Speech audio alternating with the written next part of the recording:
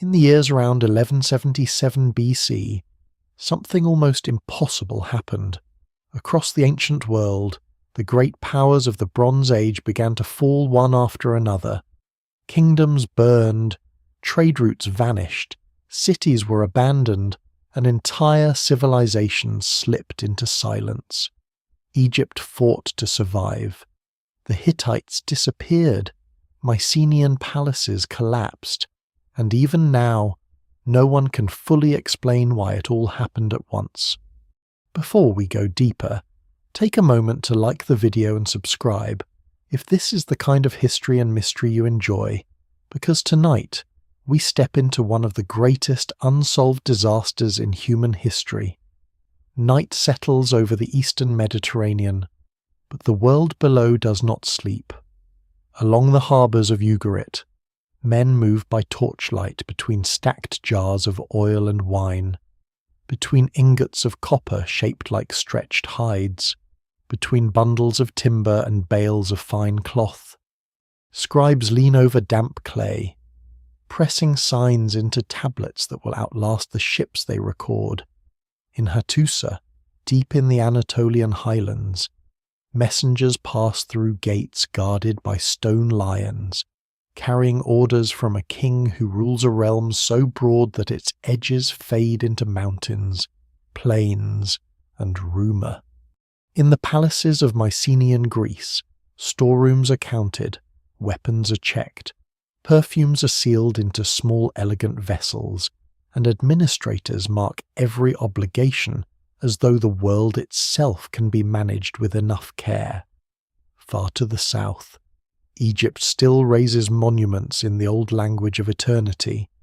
Temples receive offerings. Officials tally grain. The court of Ramesses III projects confidence in carved stone so immense that it seems to defy time itself. Everywhere, the great centres of power shine with that dangerous brightness civilizations often mistake for permanence. And then, in what history remembers as the years around 1177 BC, much of this world begins to fail.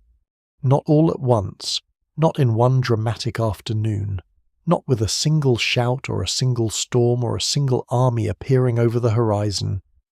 The end comes unevenly, with smoke in one kingdom and hunger in another, with delayed shipments, broken alliances, frightened letters, burned citadels, missing rulers, empty storehouses, abandoned ports. Some cities are destroyed violently, others simply thin out and fall silent. Some kingdoms stagger forward for a few years, trying to preserve the old order by habit alone, like a wounded animal still moving after the fatal blow. Yet across a vast region stretching from Greece to Anatolia, from the Levant to Egypt, from Cyprus to Mesopotamia, the pattern becomes impossible to ignore. Palaces burn, trade networks fail, dynasties disappear, writing retreats. Entire political worlds that have taken centuries to build begin to come apart within the span of a few generations. For later ages, the temptation is to imagine this as the fall of a few famous states. In reality, it is something larger and more unsettling. This is the failure of an international system. The Eastern Mediterranean and Near East at the end of the Late Bronze Age is not a scattering of isolated kingdoms minding their own affairs. It is an interconnected world, dense with traffic, diplomacy, rivalry, imitation, tribute, and dependence. Great kings call one another brother while plotting against one another's interests. Raw materials move across astonishing distances. Craftsmen work with tin from faraway lands they will never see. Merchants cross waters that connect dozens of courts and ports into a living web. Palaces rely on imported metals, imported prestige, imported grain, imported certainty. The age feels grand because it is so connected. It is also fragile for exactly the same reason. That is the mystery at the centre of 1177 BC. How does a world so sophisticated, so literate, so militarized, so experienced in crisis, begin to collapse on multiple fronts at nearly the same time? How do states that fight wars, survive droughts, negotiate marriages, manage trade, and command huge labor forces suddenly lose their grip? Why do places that seem to stand at the height of power leave behind destruction layers, emergency correspondence, and then long stretches of silence? Scholars still debate the answer, because no single explanation fully accounts for what happened. The evidence remains incomplete, unevenly preserved, and often frustratingly indirect. The people living through the catastrophe do not leave behind a neat report explaining the cause of their own unravelling. What survives in the record suggests a chain reaction rather than a single blow, a crisis made of overlapping pressures that together became too much for the system to bear. Before we go deeper, take a moment to like the video and subscribe if this is the kind of history and mystery you enjoy. To understand why the collapse is so haunting, it helps to linger first in the world just before it breaks. This is not a primitive age teetering at the edge of order. It is one of the great accomplished worlds of antiquity. Its rulers correspond across languages and landscapes. Its artisans produce metalwork, ivory carvings, glass, textiles, chariots, and ceremonial objects of astonishing refinement. Its courts think in terms of dynasties and treaties. Its ships carry not just goods but ideas, symbols, methods, and expectations. From a distance, the late Bronze Age Eastern Mediterranean can look almost modern in one particular sense. It runs on interdependence. In the 13th century BC, several major powers dominate the region. Egypt remains one of the most formidable states on earth, rich in agricultural wealth from the Nile and unmatched in monumental self-confidence. The Hittite Empire controls much of Anatolia and extends its influence deep into northern Syria. Assyria is rising in Mesopotamia, increasingly aggressive and organized. Babylonia endures as an old center of prestige. Mycenaean palatial states dominate much of mainland Greece and maintain links far beyond the Aegean. Cyprus, rich in copper, occupies a place far larger than its size might suggest because bronze depends on copper, and bronze is the material that arms soldiers, equips elites, and supports power itself. Between and around these better-known players stand many smaller kingdoms, ports, and vassal states, each woven into the wider structure, each important in ways that only become obvious once something goes wrong. The geography of this world encourages connection. The Mediterranean is not an obstacle in the way later maps can make it seem. It is a highway, though never a safe one. The sea binds coasts into networks of exchange that mountains and deserts would make far harder over land.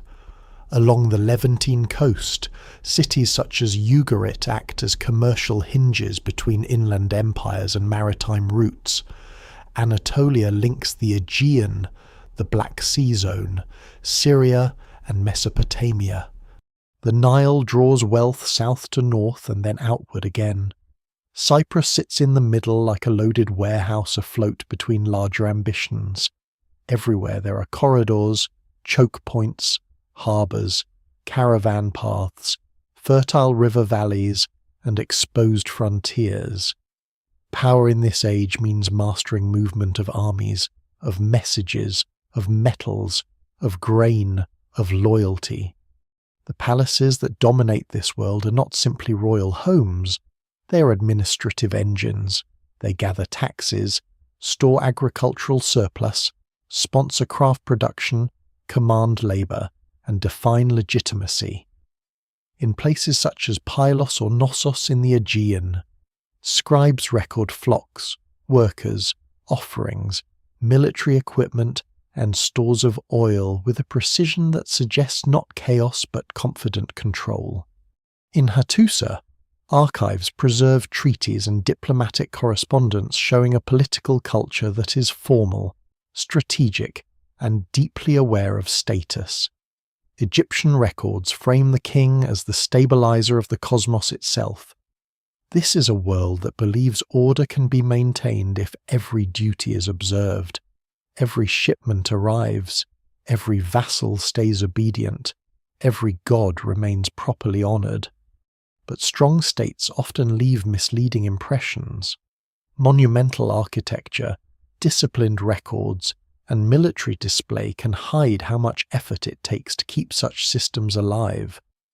A palace looks solid in stone, but its survival depends on harvests, roads, labour drafts, storehouses, officials, trust, compliance, and the steady movement of things it may not produce itself. Bronze, the defining metal of the age, requires copper and tin.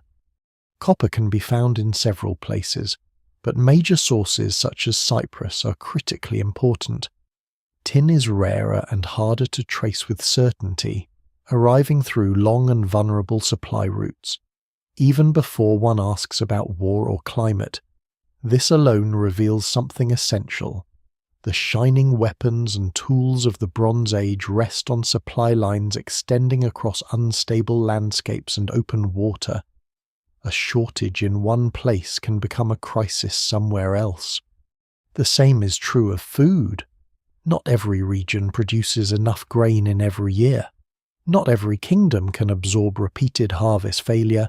The same is true of politics. Great kings rule through layers of vassals, allies, hostages, marriages, and negotiated obligations.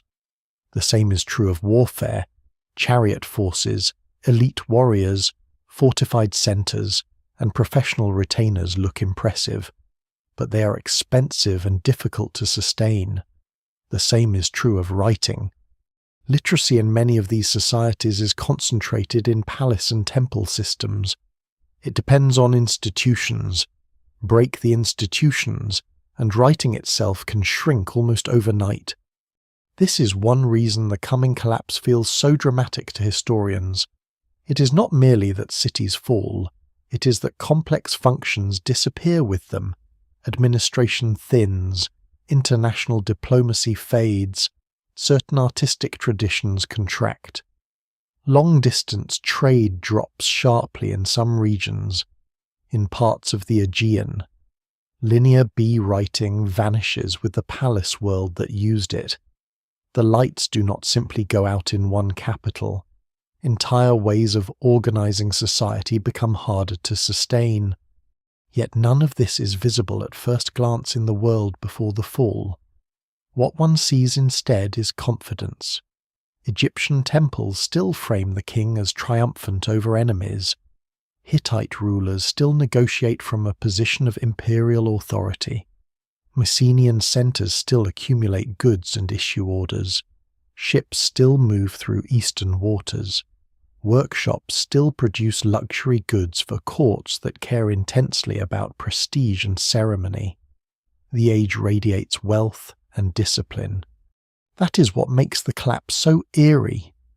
It approaches not at the beginning of a weakness, but near the height of visible achievement. There is also a human distortion in the way collapse is remembered. Later people tend to imagine ancient disasters as simple endings, a before and after divided by ruin. But for those living through the years around 1177 BC, daily life likely continues for some time in forms that still feel normal. Orders are still written, rituals are still carried out, walls are still repaired, merchants still prepare shipments, soldiers still stand watch, families still worry about marriages, debts, fields, and inheritance. Even as strain grows, nobody can be certain they're living at the edge of an epoch. A delayed cargo might seem annoying, not apocalyptic. A hungry year might feel survivable. A coastal raid might look like one more familiar disturbance in a dangerous age. Collapse becomes visible clearly only in retrospect, when enough threads have snapped that the pattern finally emerges. The surviving evidence captures this strange threshold. Archaeology gives destruction layers, abandoned buildings, altered settlement patterns, interrupted industries, and changing burial practices. Texts provide glimpses of fear, requests for aid, records of scarcity, warnings of enemies, and the stubborn routines of administration continuing almost to the edge. Scholars piece together tree rings, pollen, isotopes, broken tablets, shattered pottery, ruined gates, sunken cargoes, and the geography of vanished roads. Even then, certainty remains elusive. No single archive speaks for the entire region. No universal chronicle narrates the collapse from start to finish. What survives is scattered across languages, kingdoms, and ruins. The story must be rebuilt from fragments, and the fragments do not always agree. Still, they agree on one large truth. Something extraordinary happens in the late 13th and early 12th centuries BC. The old balance of power across the eastern Mediterranean and Near East does not merely shift. In many places it fractures. Some states disappear entirely. Others survive badly diminished. Others adapt and emerge altered. The result is not the end of civilization, despite how dramatic later descriptions can sound. Villages remain, people endure, farming continues, memory persists, but the world of palace-centered, highly interconnected Bronze Age power is broken. And perhaps that is why the collapse still feels so close. It is not only an ancient disaster, it is an ancient system's failure, a world that has become efficient, wealthy, prestigious, and tightly connected also becomes vulnerable to stresses moving across the same lines that once carried its success. The sea that unites can also expose.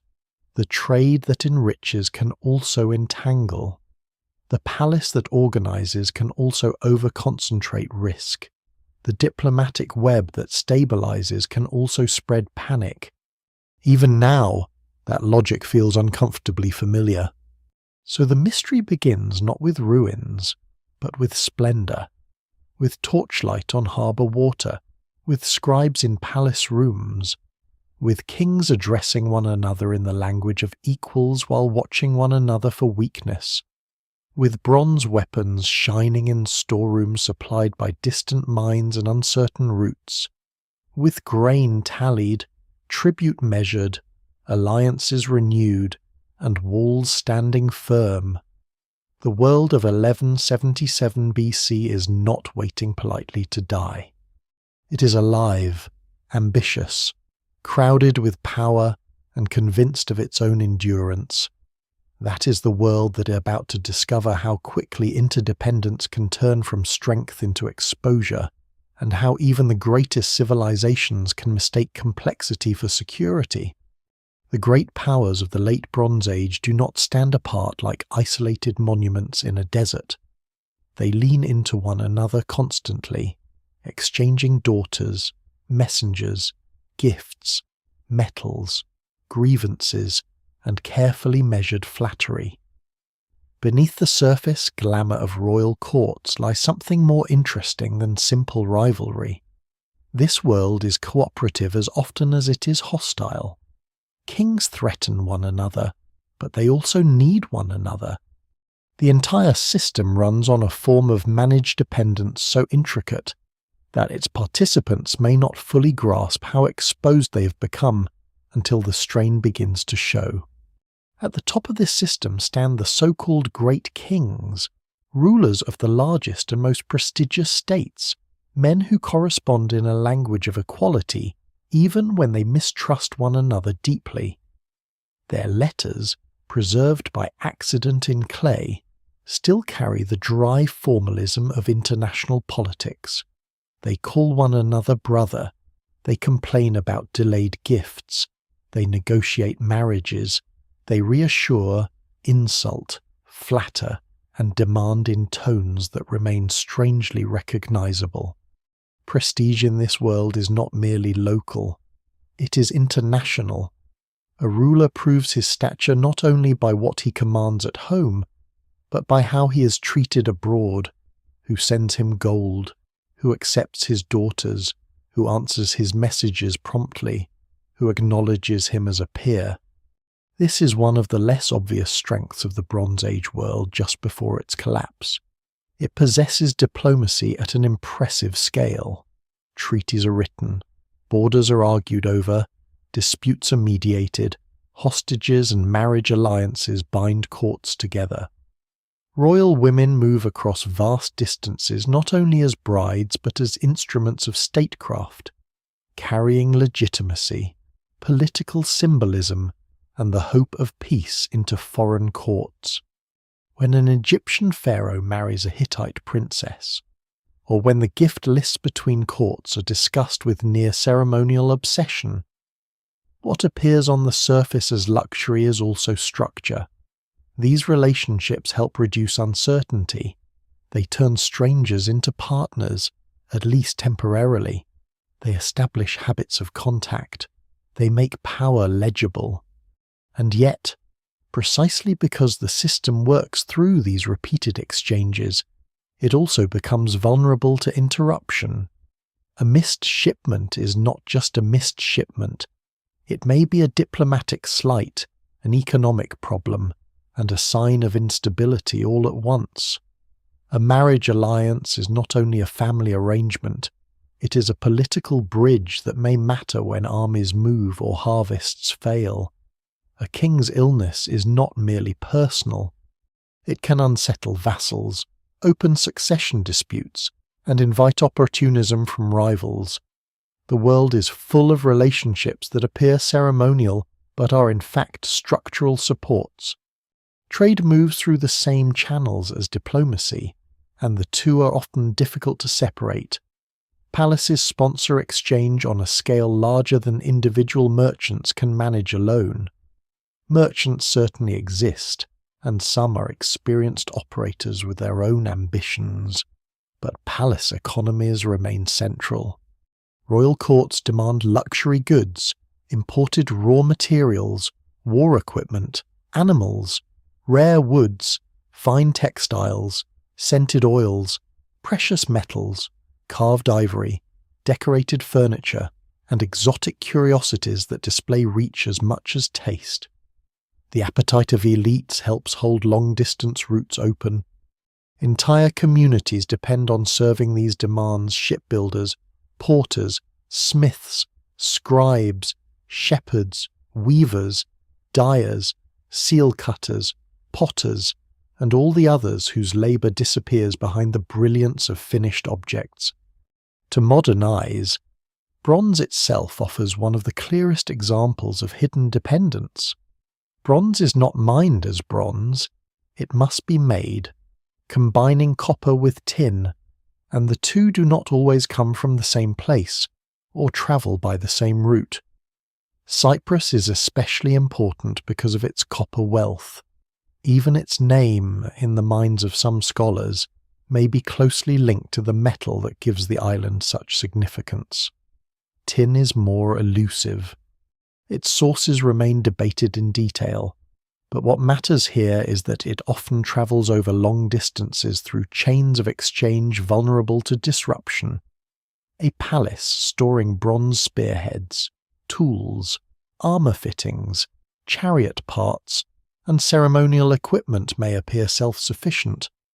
In reality, it is the endpoint of a long chain of mines, roads, ports, ships, and political agreements. The same logic applies to timber, so necessary for ships, roofs, fortifications, and monumental building. It applies to horses for chariot warfare. It applies to grain in years when local harvests disappoint. It applies even to information. Letters carry warnings, confirmations, requests, excuses, and intelligence. If communication slows or trust thins, rulers do not merely become less informed. They become more likely to misjudge one another, and misjudgment in a tightly linked political world can be fatal. For all its refinement, this is not a market society in the modern sense, where impersonal systems can sometimes compensate for individual failure. It is more concentrated than that, more personal, more vertical. Palace administrations direct large flows of goods. Temples anchor redistribution and legitimacy. Local elites mediate royal power in distant regions. Vassal kings operate under layers of obligation. Labour can be summoned. Storage can be centralized. Production can be directed toward court demand. Such systems can be highly efficient when they function well, especially in times of stability. They can mobilize resources, command labour, and sustain impressive cultural achievements. But they also create bottlenecks. If power becomes too centralized, then disorder at the center spreads outward quickly. This is especially visible in the archives of the age, where scribes record an astonishing degree of managerial oversight. In Mycenaean palaces, tablets track allocations of wool, the obligations of particular workers, the distribution of bronze, even the readiness of coastal watchers in some places. In the Hittite world, treaties and correspondence reveal a state intensely concerned with loyalty, logistics, and rank. Egyptian administration measures grain, land, temple wealth, and labour with the confidence of a civilization accustomed to scale. Such records can make these kingdoms seem all-seeing, but they also reveal how much has to be watched because so much can go wrong. Lesser-known details make the world feel even more delicate. Some palace industries rely on highly specialized craftspeople who may be attached to state centers or elite households.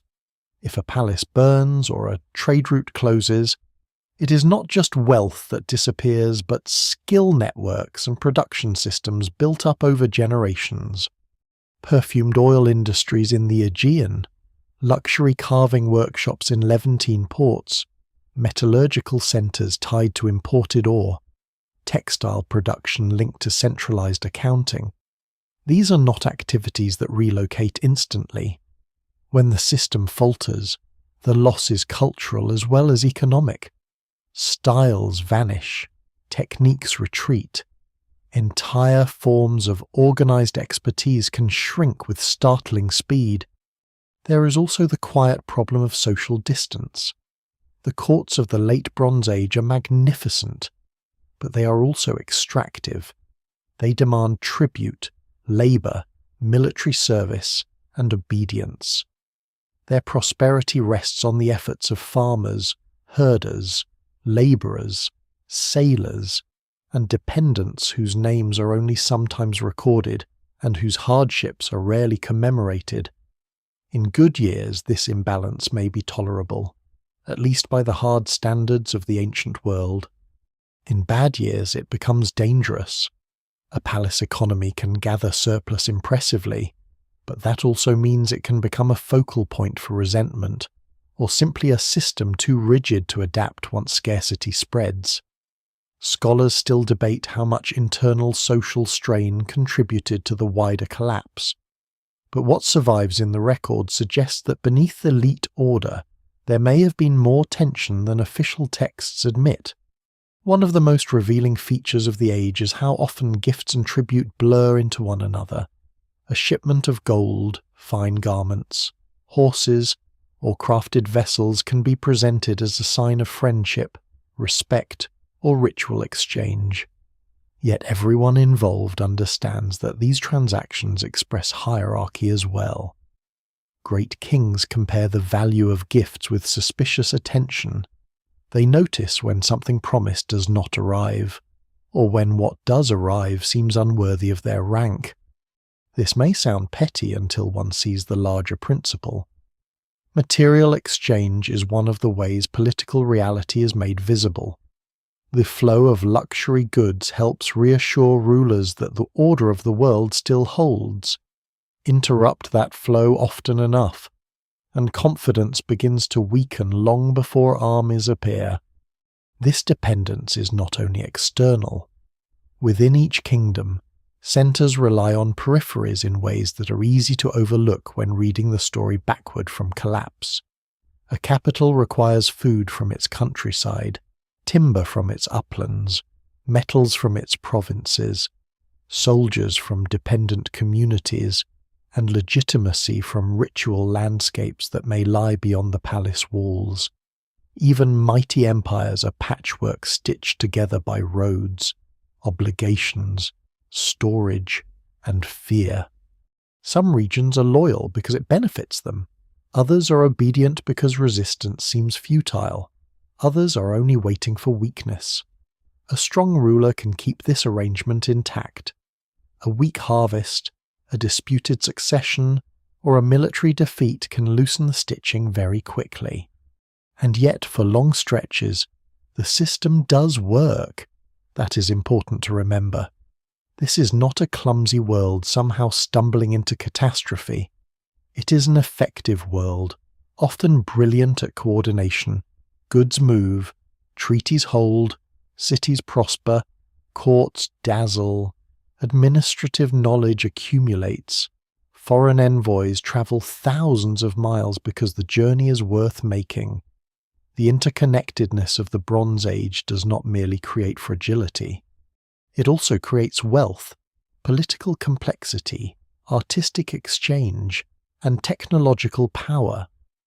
The problem is that systems optimized for success can become brittle. They handle ordinary shocks because they are practiced at doing so. They fail when too many shocks arrive together, or when one disruption spreads faster than the institutions can respond. That is why the dependence remains hidden for so long. The world has likely survived famines before, it has survived wars before, it has survived border trouble, piracy, dynastic tension, and local revolts. Each crisis on its own can be absorbed, managed, or turned into a temporary setback. The danger lies in overlap, a delayed metal supply during political unrest, a bad harvest during military mobilization, a raid on the coast when communication is already strained, a succession dispute while vassals are uncertain and merchants reroute their ships. No single problem has to be unprecedented if several arrive together. By the time later generations look back, the courts and archives of this age seem almost tragic in their confidence. The tablets, inventories, treaties, and gift lists show a civilization trying to make the world reliable through record, ceremony, and administrative reach. For centuries, that effort succeeds well enough to support one of the most impressive international systems the ancient world has seen. But beneath every polished vessel, every diplomatic marriage, every shipment of copper and tin, every royal greeting between so-called brothers, there is an assumption that tomorrow will resemble today closely enough for obligations to be met and the machinery of power to keep moving. That assumption is the hidden foundation of the entire age, and like many hidden foundations, it is most visible only when it begins to crack. The great kingdoms of the late Bronze Age present themselves as massive and immovable, but much of their strength rests on arrangements that are harder to sustain than their monuments suggest. A capital may dominate maps and tribute lists. A ruler may command armies, receive foreign envoys, and carve triumph into stone. Yet beneath these visible signs of power lies a deeper truth that only becomes obvious when pressure rises. These empires are expensive, hungry systems. They consume labor, metals, grain, timber, loyalty, animals, and time. Their authority extends far, but not evenly. Their confidence is real, though sometimes built on foundations thinner than anyone within them wants to admit. Take the Hittite Empire, one of the great powers of the age. From its centre at Hattusa in central Anatolia, it governs a realm that stretches across difficult terrain and through politically sensitive frontier zones into northern Syria. On paper, it is formidable. It has treaties, vassals, fortresses, royal roads, archives, a military tradition, and a court culture capable of negotiating on equal terms with Egypt itself. It can impose settlements, manage dynastic crises, and absorb rival states into its orbit. But Hittite power is always partly a matter of active maintenance. It depends on keeping a large and varied territory tied to the centre despite mountains, distance, rival claimants, and shifting loyalties among subordinate rulers. It also depends on agricultural stability in a landscape that is not uniformly forgiving. The empire is strong, but what survives in the record suggests that its rulers are often dealing with shortages, political tension, and the exhausting need to watch multiple vulnerable borders at once. This makes the Hittite world an excellent example of how imperial scale can hide fragility. The larger the realm, the more roads must remain usable, the more garrisons must be supplied, the more local elites must be kept cooperative, and the more information has to reach the court in time to matter. A delay at the centre can become unrest at the edge. A bad harvest in one district can complicate military readiness in another. A rebellious vassal is not just a provincial nuisance, but a possible opening for rival powers. Even before the final collapse, Hittite kings are writing and receiving messages that reveal strain beneath the formal language of command. There is dignity in these documents, but also pressure. The empire looks like a solid block from a distance. Up close, it is a network of obligations that must be continuously repaired. Egypt appears more stable, and in some important ways it is. The Nile gives it agricultural advantages that many other states envy. Its political tradition is old, its ideological machinery highly developed, its monumental culture unmatched in scale and self-belief. Under rulers such as Rameses II and Rameses III, Egypt projects a vision of royal permanence so overwhelming that later generations can mistake it for literal invulnerability. Temples and inscriptions insist on continuity, divine favour, and kingly triumph. Yet Egypt too depends on systems that can be stressed. Its bureaucracy must collect and redistribute grain. Its frontier zones must be monitored. Its military apparatus requires support. Its building programs and temples demand labour and resources on a vast scale. It is wealthier than many rivals, but wealth can create obligations as well as comfort. Maintaining the image of universal order is itself a political burden. There is also a subtle distortion in Egyptian evidence. Because Egypt survives the collapse better than some of its neighbours, it can seem from hindsight like the exception that proves the rule, but surviving is not the same as remaining untouched.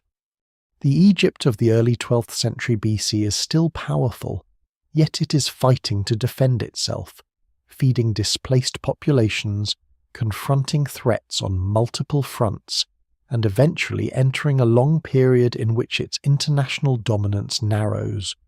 The inscriptions of victory are real sources, but they are also political performances. They celebrate resistance and triumph, not vulnerability. To read them well is to remember that states under pressure often carve confidence most loudly when they most need to assert it. Mycenaean Greece offers a different kind of vulnerability. Its palatial centres, places like Mycenae, Pylos, Tiryns, and Thebes are sophisticated administrative hubs, but they govern landscapes that are fragmented by mountains, coastlines, and regional identities. Their reach is impressive, though perhaps not always as complete as their records imply.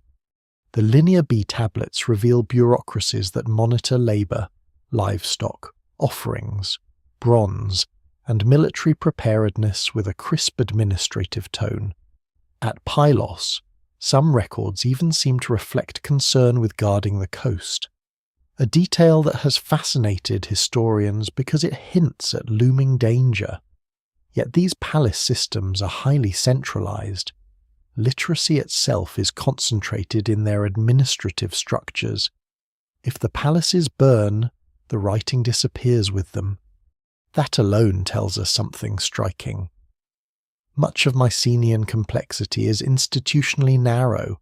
It can organise effectively, but it is not widely distributed across society in a way that guarantees resilience. This concentration is one of the hidden weaknesses of palace economies more generally. Centralisation allows rulers to mobilise resources efficiently. It lets them support specialised craftsmen, equip elites, and direct surplus toward monumental and political ends. But it also means the centre becomes a single point of failure. If a palace is destroyed, looted, abandoned, or cut off from the countryside, the consequences spread quickly. Workshops lose patrons, archives stop functioning, redistribution stalls. Local communities may persist, but the system that binds them into a larger political machine falters. In the Aegean, this seems to happen with unusual force. Palace-centred administration does not gradually thin into something smaller. In many places it ends abruptly enough that later centuries feel like a different world. Assyria and Babylonia complicate the picture further. Mesopotamian states operate in environments with long traditions of urban administration and imperial ambition, but they too face instability, rivalry, and the demands of large-scale governance. Assyria in particular is rising during this period, and will eventually emerge stronger in the Iron Age than many of the states collapsing around it. But that later success should not erase the difficulty of the age itself. Mesopotamian polities are exposed to frontier pressures, dynastic challenges, logistical burdens, and environmental variability. Their resilience is real, yet it is not simple.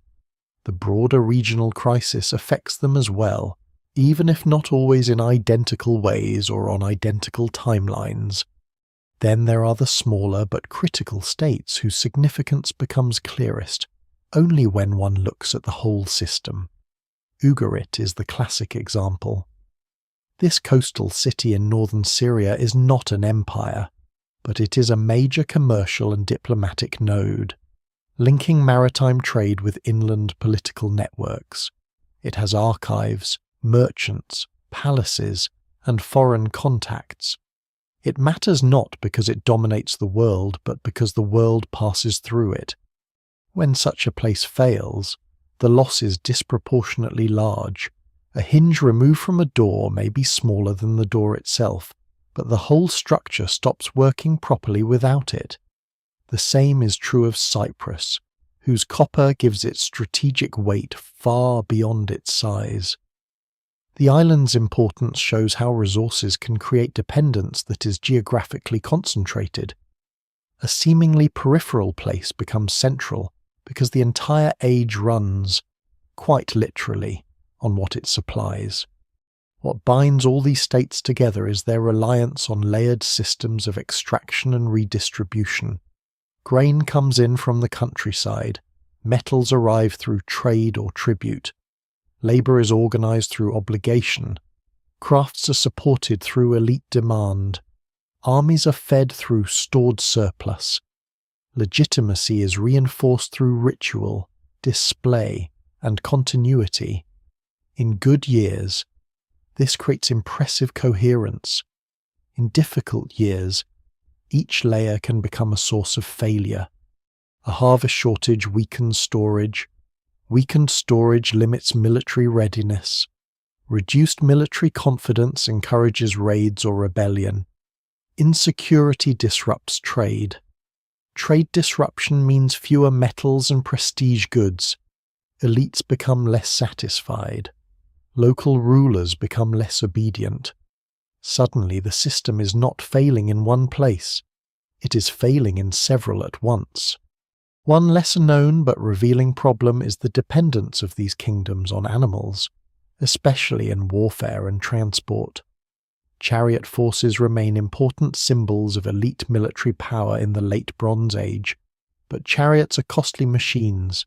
They require trained horses, skilled maintenance, specialized equipment, and social structures able to support warrior elites. This makes them impressive, but also inflexible. A system heavily invested in chariot warfare may not adapt easily to changing conditions, especially if supply chains falter or if conflict becomes more dispersed, local, and irregular. Scholars still debate how much changing military practice contributed to the collapse, but it is hard to miss the broader pattern. Expensive forms of power can become liabilities when the underlying economy weakens. There is a similar issue with prestige itself. Great kings must appear great. They must reward followers, maintain ceremonies, exchange gifts, sponsor building, and display abundance. Power is theatrical as well as practical. But theatre consumes resources. A court that looks magnificent may in fact be under severe internal pressure to keep looking magnificent. The pressure does not disappear in crisis. It intensifies. A ruler cannot easily announce that the age of abundance is over. He must still reassure allies, intimidate enemies, and persuade subjects that order remains intact. This can turn visible stability into a kind of performance that continues after the foundations have already begun to weaken. At the level of ordinary people, these thin foundations matter in more intimate ways. A farmer under palace administration may experience empire not as glory but as tax, labor duty, grain collection, and vulnerability to the decisions of distant elites. A port worker depends on ships continuing to arrive. A smith depends on metal reaching the workshop. A scribe depends on an institution capable of employing literacy. A local ruler depends on the king remaining strong enough to protect as well as command. None of these people need to understand the whole system for the system to shape their lives, and when it begins to fail, they often feel the consequences before the kings do. Shortages, insecurity, migration, fear, lost work, and the sudden local importance of decisions once made far away. This is why the age before collapse can be misleading if viewed only through monuments and royal language. It is not enough to say that the major civilizations are powerful. They are. But they are powerful in ways that require constant throughput. They are less like sealed fortresses than like giant furnaces that must be fed without interruption. Grain, metal, labor, timber, diplomacy, and obedience all have to keep entering the machine. If several streams weaken together, the blaze of Bronze Age power can dim faster than anyone expects. So when the crisis deepens in the years around 1177 BC, these kingdoms do not fall from some unimaginable height of perfect stability. They fall from systems already under strain, systems that are magnificent precisely because they are so heavily organized, and fragile for exactly the same reason. The palace walls remain imposing, the archives remain orderly, the kings remain grand, but the foundations are thinning, and what seems like permanence is beginning to depend on increasingly narrow margins. If the great kingdoms of the late Bronze Age are the visible architecture of the world, then the sea routes are its bloodstream. Remove them, or even constrict them badly enough, and everything that looks stable on land begins to weaken in ways not immediately visible from the palace gates. The eastern Mediterranean in the 13th century BC is not merely dotted with ports, it is animated by them. Ships move constantly between coasts, islands, river mouths, and harbour towns, carrying the materials that allowed distant courts to function as if abundance were normal. Copper from Cyprus, tin from farther away, timber from forested highlands, grain from fertile valleys, oils, wine, textiles, resins, ivory, glass, worked metal, pottery, prestige goods, diplomatic gifts, and practical necessity all pass through the same maritime world. Some cargoes are luxurious enough to impress kings. Others are so ordinary that they become visible only when they fail to arrive. A ship crossing these waters carries more than goods. It carries timing, it carries trust, it carries assumptions about what will be available next season and what can safely be promised now, because someone believes the sea will continue to connect what land alone cannot provide. The Bronze Age does not invent trade, of course, but by this period long-distance maritime exchange has reached an extraordinary degree of integration. A copper ingot loaded in Cyprus may eventually support weapons in the Aegean, tools in the Levant, ceremonial objects in a palace far inland, or repairs for a chariot elite that never sees the mine from which its power partly comes. The world is not uniform, but it is interlocked. One of the most remarkable windows into this reality comes from shipwrecks, especially the famous cargoes found off the coast of Anatolia, which preserve something no archive can quite capture, a frozen moment in the movement of the Bronze Age world.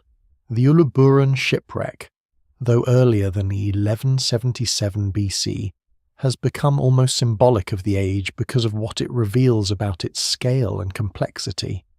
Here is a vessel carrying copper ingots, tin, glass ingots, ivory, ebony, resins, jewellery, exotic materials, fine goods, and objects whose origins span much of the eastern Mediterranean and beyond.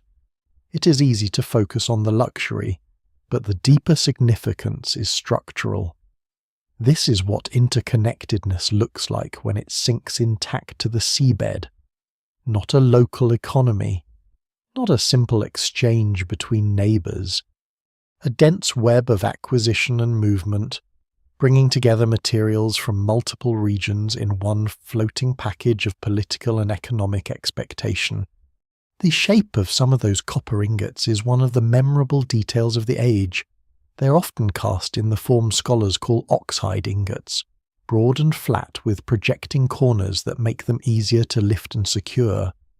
Thousands of years later, they still look strangely modern in their standardization, almost industrial in their repetition. They suggest routine at scale. A palace or workshop receiving such cargo is not improvising from one harvest to the next. It is participating in a world where bulk shipment, standardized material, and predictable exchange have become normal enough to build systems upon. That is precisely what makes later disruptions so catastrophic. The collapse is not the loss of occasional luxury, it is the breakdown of expectations that have become ordinary. Ports like Ugarit thrive because they stand at the meeting point of inland and maritime worlds. Goods moving over sea routes do not remain on the coast. They feed into caravan networks, diplomatic systems, and regional redistribution. A cedar beam cut in one landscape may roof a palace in another. Oil pressed in one kingdom may be burned in lamps or used in ritual in another. Tin that has crossed half a continent may disappear into bronze somewhere far from where it entered the sea. It is a mistake to imagine the ports as edges. In many ways they are centres, places where distance is converted into usefulness. They are where the wider world becomes tangible. The sea itself encourages this kind of connectedness, but it never guarantees safety. Mediterranean travel in the late Bronze Age is skilled, seasonal, and opportunistic. Mariners know coastlines, winds, anchorages, currents, and the rhythms of safer passage. They also know exposure. Storms can destroy cargo and crew in a single night. Harbours can be blocked. Raiders can strike where coasts are broken and watches thin. A ship may be profitable, but it is also vulnerable in a way a walled city is not. When a kingdom relies too heavily on regular maritime supply, the sea that enriches it also becomes one of the main channels through which uncertainty enters. This vulnerability is easy to underestimate because the network works so well for so long. Trade routes grow familiar, diplomatic ties reinforce them, elite demand sustains them, ports specialize, craft production adapts to predictable inputs. The very success of the system encourages deeper dependence.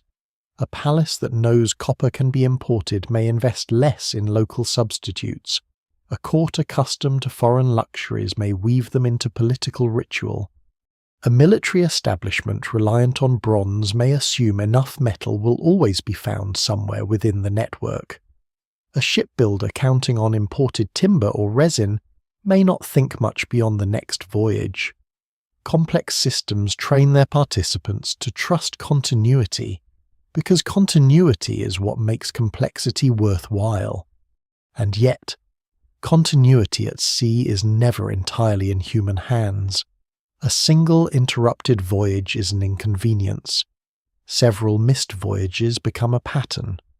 Once the pattern appears, effects begin to multiply in ways the records rarely track neatly. A workshop waiting for metal slows down. A palace expecting prestige goods has fewer resources to reward loyalty. A shortage in one region increases competition in another. Merchants reroute towards safer or more profitable harbours. Local authorities may seize goods. Insurance in any formal sense does not exist, and resilience depends on stored surplus, alternate routes, political flexibility, and time. In a crisis, time is often the first thing to disappear. There is another reason the sea routes matter so much. They are not simply commercial. They are cultural corridors. Artistic styles spread along them. Technologies travel with craftsmen and with imitation. Writing systems, seal designs, religious symbols, and diplomatic habits all move through connected courts and ports.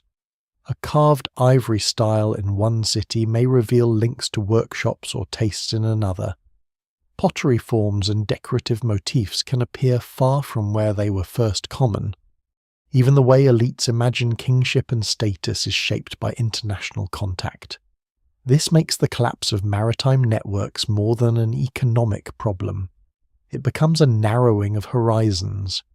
Regions that had once been linked by repeated contact grow more local, more isolated, or at least more constrained in how they imagine the outside world. The archaeological record preserves this narrowing imperfectly but clearly enough. In the centuries after the collapse, some forms of long-distance exchange diminish or change sharply. Certain imported goods become rarer. Some luxury traditions retreat. Some ports lose their old importance. It is not that movement ends altogether. People continue to travel, trade, raid, and migrate. But the scale and regularity of the old system are broken. The sea remains, of course, but it no longer carries quite the same world upon it. A lesser-known but revealing clue to this interconnected system lies in ship construction and provisioning. A seagoing vessel is not just wood and sail. It requires skilled labour, rope, repair materials, food storage, navigational experience, and access to harbours that can support loading and maintenance. In other words, every successful voyage is backed by infrastructure on land. Maritime trade looks fluid, but it depends on fixed points, forests, workshops, ports, warehouses, administrative permissions, and communities accustomed to the rhythms of shipping. When states weaken, that supporting framework can degrade quickly. A harbour with fewer guards becomes riskier. A shoreline with less centralized oversight becomes more inviting to raiders. A port city under political stress may not be able to honor former commitments. Even if ships still exist, the system that made regular shipping efficient becomes harder to sustain. That is why the sea routes of civilization are so central to the larger mystery. If the world of 1177 BC really is an international system, then one must pay attention not only to who fights whom, or which palace burns first, but to the ordinary movement of cargo across water. A civilization can survive war in one frontier province. It can survive a bad ruler. It can sometimes survive a drought.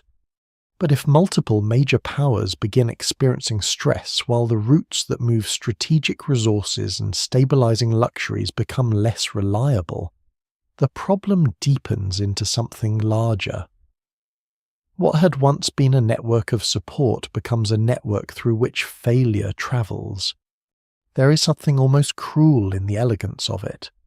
The same maritime world that makes the Late Bronze Age so rich also gives its collapse the ability to spread. A shortage in Cyprus matters in Mycenae. Trouble in northern Syria matters for inland courts. Instability in Anatolia affects harbours farther south. Raiders or displaced groups moving along coasts can unsettle several kingdoms in a matter of seasons. Delay becomes anxiety. Anxiety becomes hoarding, militarization, opportunism, or panic. None of these reactions need to be irrational, but together they can make the sea lanes less dependable still. From the deck of a merchant vessel in these years, the system would not look abstract. It would look immediate and practical winds, ports, contracts, guards, rumours, storm clouds, prices, loaded ingots, the smell of resin and salt, the hard labour of moving weight from dock to hold and back again. Civilization at this level is tactile.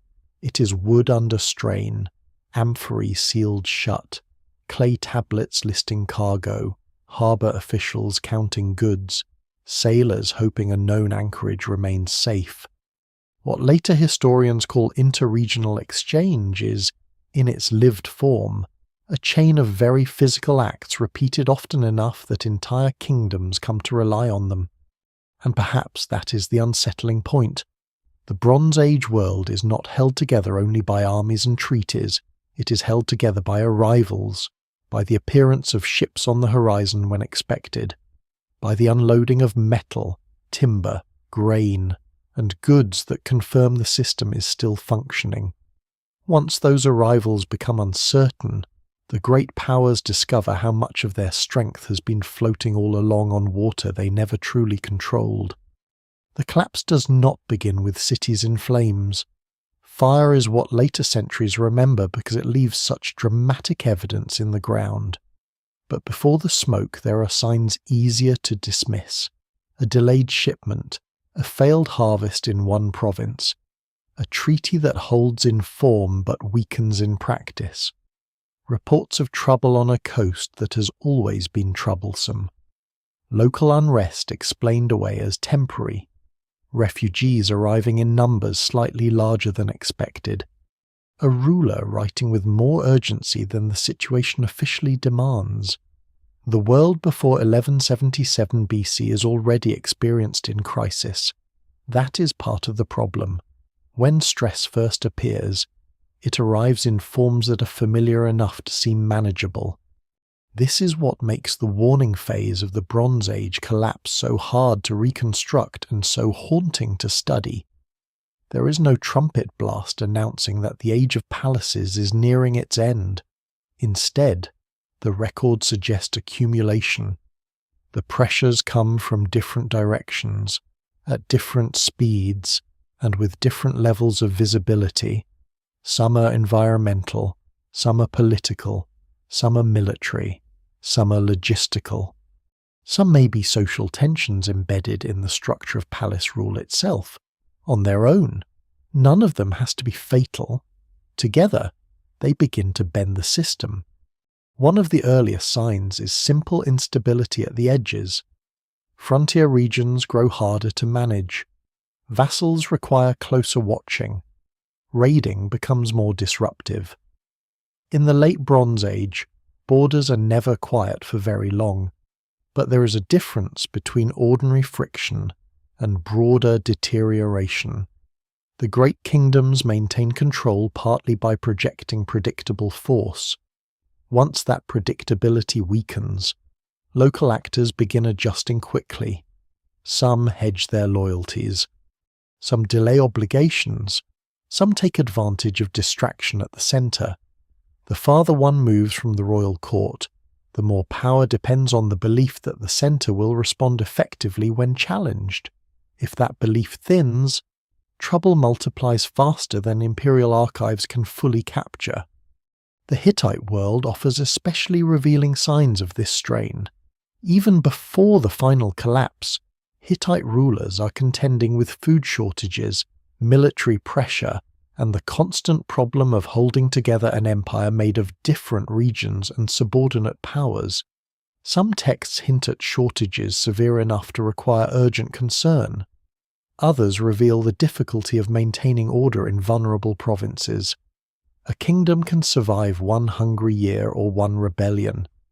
It is repeated stress that changes the character of governance.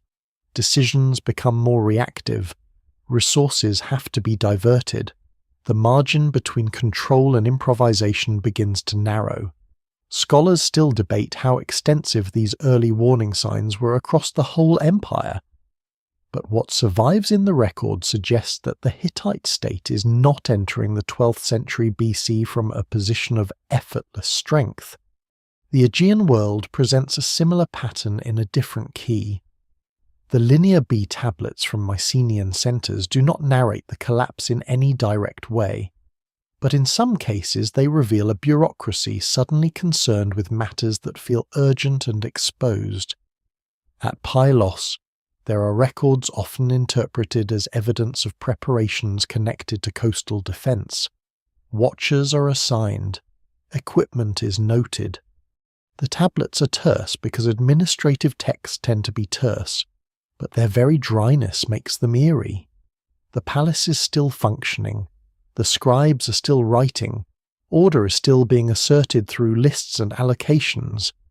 Yet behind the routine language one can sense the edge of threat. A government attempting to remain procedural while danger approaches. The evidence remains incomplete, and scholars debate the precise context of these records. But they fit a wider pattern of nervous readiness. There are warnings in the movement of people as well. Displacement is one of the most difficult forces to trace cleanly in the ancient world, yet it may be among the most important.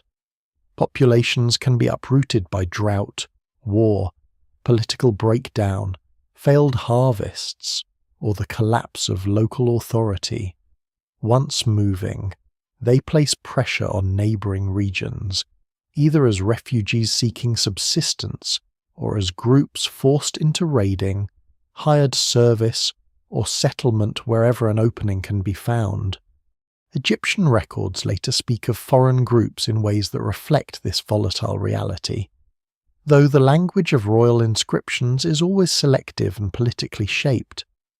What matters is not only invasion in the dramatic sense, but the broader instability created when movement increases across a system already under strain. A world built on predictable flows of goods and loyalty does not easily absorb unpredictable flows of hungry people.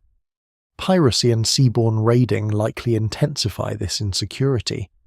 The Late Bronze Age sea is never free of danger, but in periods of wider instability the line between piracy, warfare, migration, and opportunistic raiding becomes thin. A coastal settlement attacked from the sea may not know whether it is facing organized enemies, displaced populations, freelance raiders, or some unstable mixture of all three. From the standpoint of a palace dependent on maritime routes, the distinction can matter less than the result. Insurance disappears, confidence weakens, ports become harder to defend everywhere at once. Merchants reconsider routes. A system that depends on repeated successful voyages begins to feel less dependable long before trade fully stops. Another early warning lies in diplomacy itself. Formal relations continue, but the tone of some surviving correspondence becomes more strained, more anxious, more practical. Great kings who once concerned themselves heavily with rank and gift quality now have more urgent matters to discuss. Requests become sharper, delays become more consequential, reassurance becomes more necessary. One of the most unsettling aspects of these texts is that they often preserve the normal language of diplomacy even as the system behind that language begins to crack. Courtesy persists, titles remain elaborate. The rituals of international order continue because rulers do not have another language ready to replace them. Yet beneath the formulas, the situation is changing. Food stress may be among the most important warnings of all. Large states can survive political humiliation more easily than empty granaries. Grain is not glamorous in the way bronze or ivory is glamorous, but civilizations rest on it more securely than on any prestige good. A series of poor harvests can destabilize taxation, storage, labor, military provisioning, and urban life all at once. Regions with stronger agricultural bases may endure longer, but even they are affected by wider scarcity through migration, trade pressure, and the cost of maintaining security. Evidence from climate proxies, textual hints, and later consequences suggest that some parts of the Eastern Mediterranean and Near East experience serious environmental stress around this era, though no single drought narrative fully explains the collapse.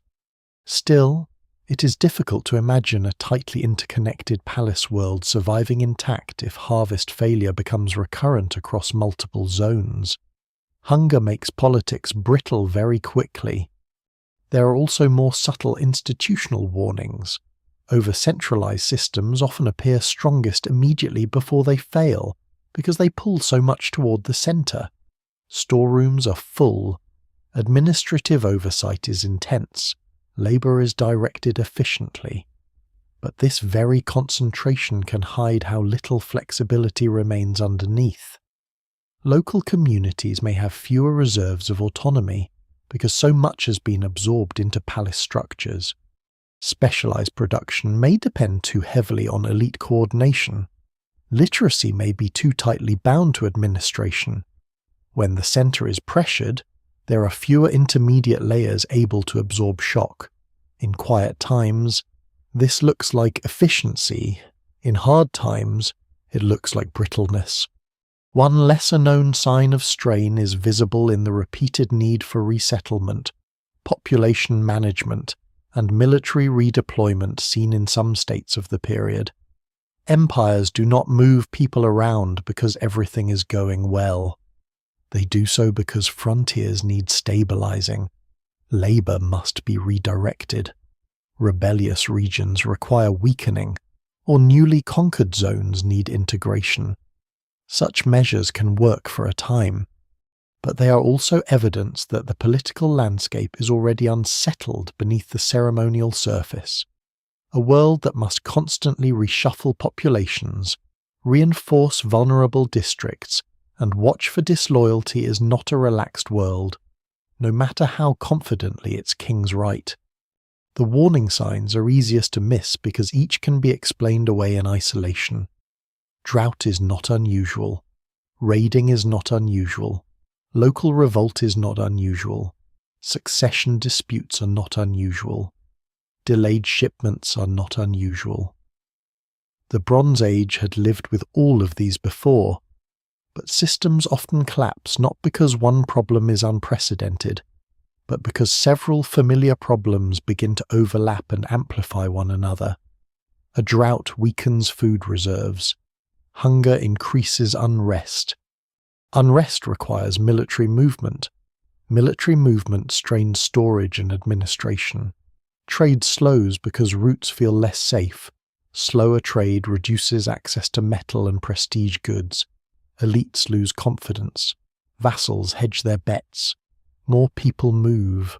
More coasts feel exposed. Soon the distinction between warning and crisis begins to dissolve. And yet, for those living through these years, normal life likely continues right alongside the tension. Rituals are still performed. Taxes are still demanded. Scribes still write. Merchants still load ships. Officials still expect obedience because states cannot function by admitting fragility too openly. This coexistence of routine and danger is one of the most human aspects of the story. Civilizations rarely experience their own unraveling as a clear cinematic sequence. They experience it as an increasing number of small abnormalities that no longer resolve on schedule. By the time destruction becomes unmistakable, the warning phase is already behind them. The letters, shortages, defensive measures, unstable borders, nervous diplomacy, and moving populations have done their work. The old world has not yet burned, but it has begun to lose confidence in its own ability to hold, and once a tightly linked system starts to doubt itself, the collapse can move much faster than any single ruler expects. The most intimate evidence for the Bronze Age collapse does not come from ruins at first.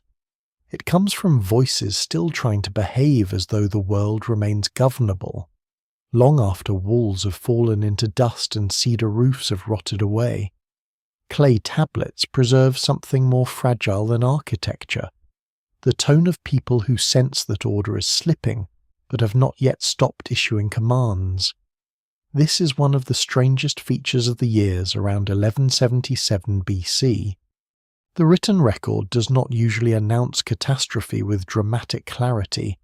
Instead, it catches administrators, kings, and officials in the act of trying to manage what they do not yet fully control. The result is a paper trail of anxiety, discipline, and narrowing options. In calmer times, late Bronze Age correspondence can seem almost ceremonial in its predictability. Great kings call one another brother, vassals affirm loyalty, officials discuss shipments, marriages, border disputes, requests, and complaints in language shaped by habit and rank. Even irritation has a formal structure, but when the system begins to crack, that formality takes on a different weight. The politeness remains, yet urgency starts to press through it. A message asking for aid is no longer routine. A complaint about delayed support is no longer just diplomacy.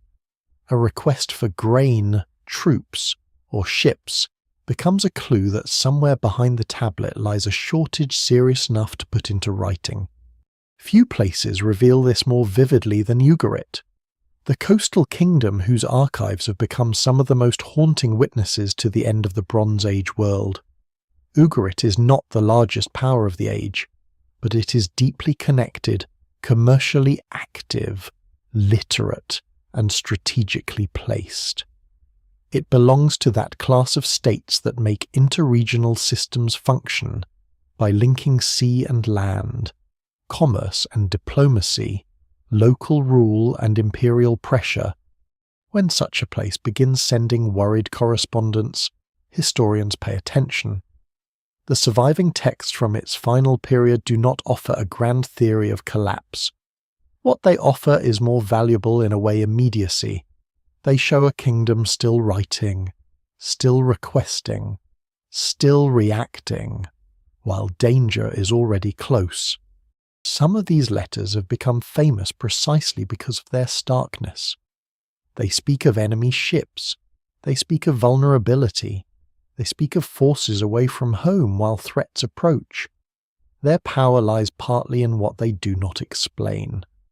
No one pauses to summarize the age or define the crisis. The writers are too busy dealing with it. That absence of explanation makes the tablets feel modern in an unsettling way. Bureaucracies under stress rarely narrate the whole disaster. They issue instructions, excuses, warnings, pleas, and updates in fragments. The larger pattern is visible only later, when the archive is read against the silence that follows. There is something especially chilling about a city still functioning administratively at the edge of destruction. Scribes are still pressing signs into clay. Officials still expect messages to move. Rulers still assume help might come if properly requested. The existence of the tablet implies a belief that communication still matters, that the system of correspondence has not yet entirely failed. In one sense, that is a sign of resilience. In another, it is evidence of tragic lag. Institutions keep performing normality after the conditions for normality have already begun to disappear. A palace writes because palace is right. It sends requests because that is what states do when threatened. It takes time for a government to realize that the network it appeals to may be failing everywhere at once. The Hittite records carry a different but equally revealing strain.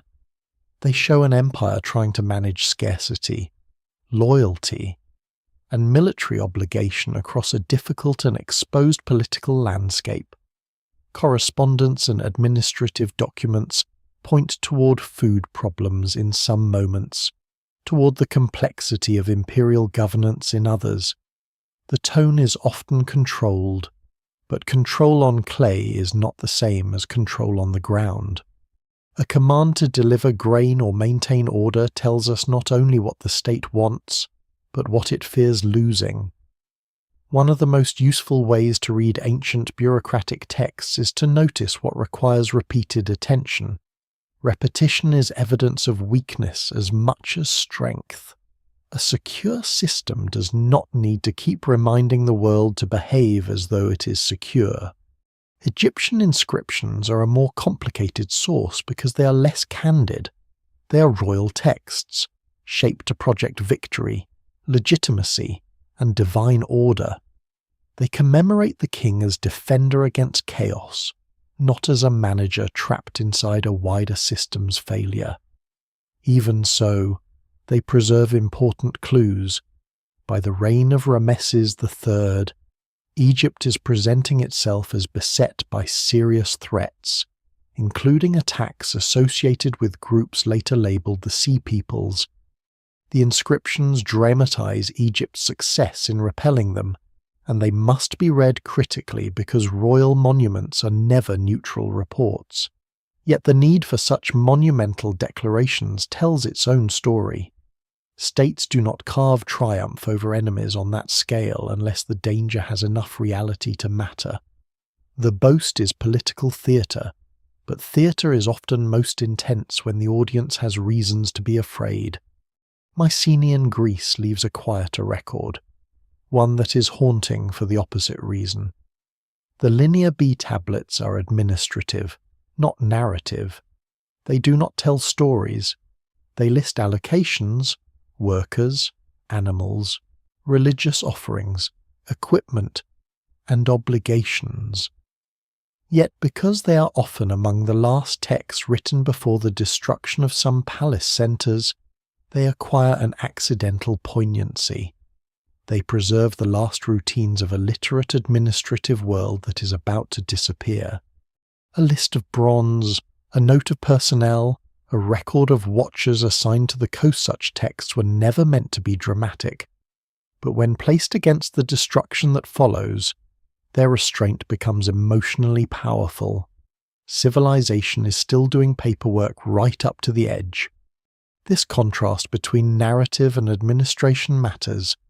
Ancient collapse is rarely documented by historians standing above events with perfect overview. It is documented by people inside systems, each seeing only a narrow slice. A harbour official knows that ships have not arrived. A king knows that a request for aid has gone unanswered. A local ruler knows that border pressure is growing. A palace scribe knows only that inventories must still be entered. The archive is fragmented because the experience is fragmented. Scholars still debate how best to assemble these pieces into a coherent chronology, and no single reconstruction fully resolves every tension in the evidence. But the fragments agree on one essential point. The final decades of the Bronze Age are not quiet. They are administratively noisy, full of signals that something is becoming harder to manage.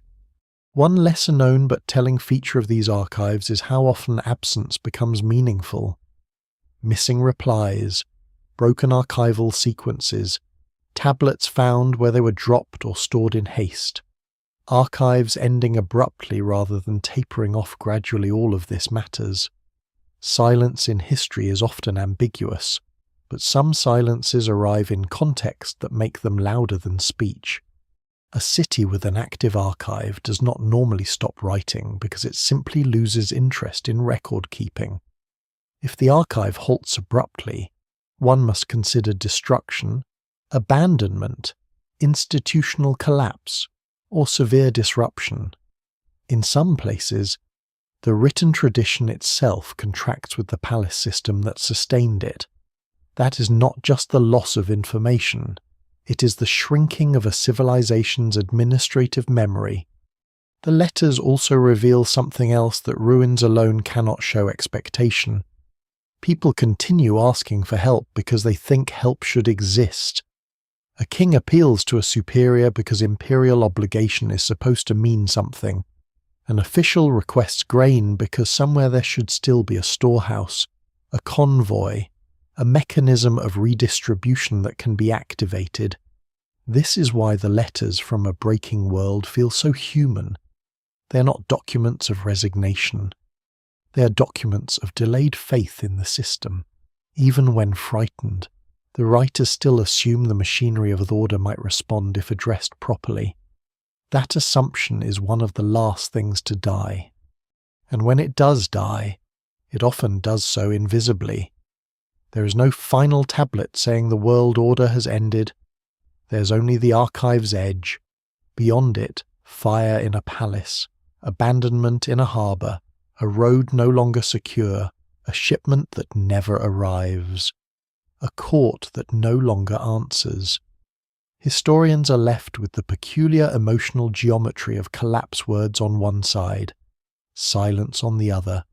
On one side, instructions, warnings, requests, and ceremony.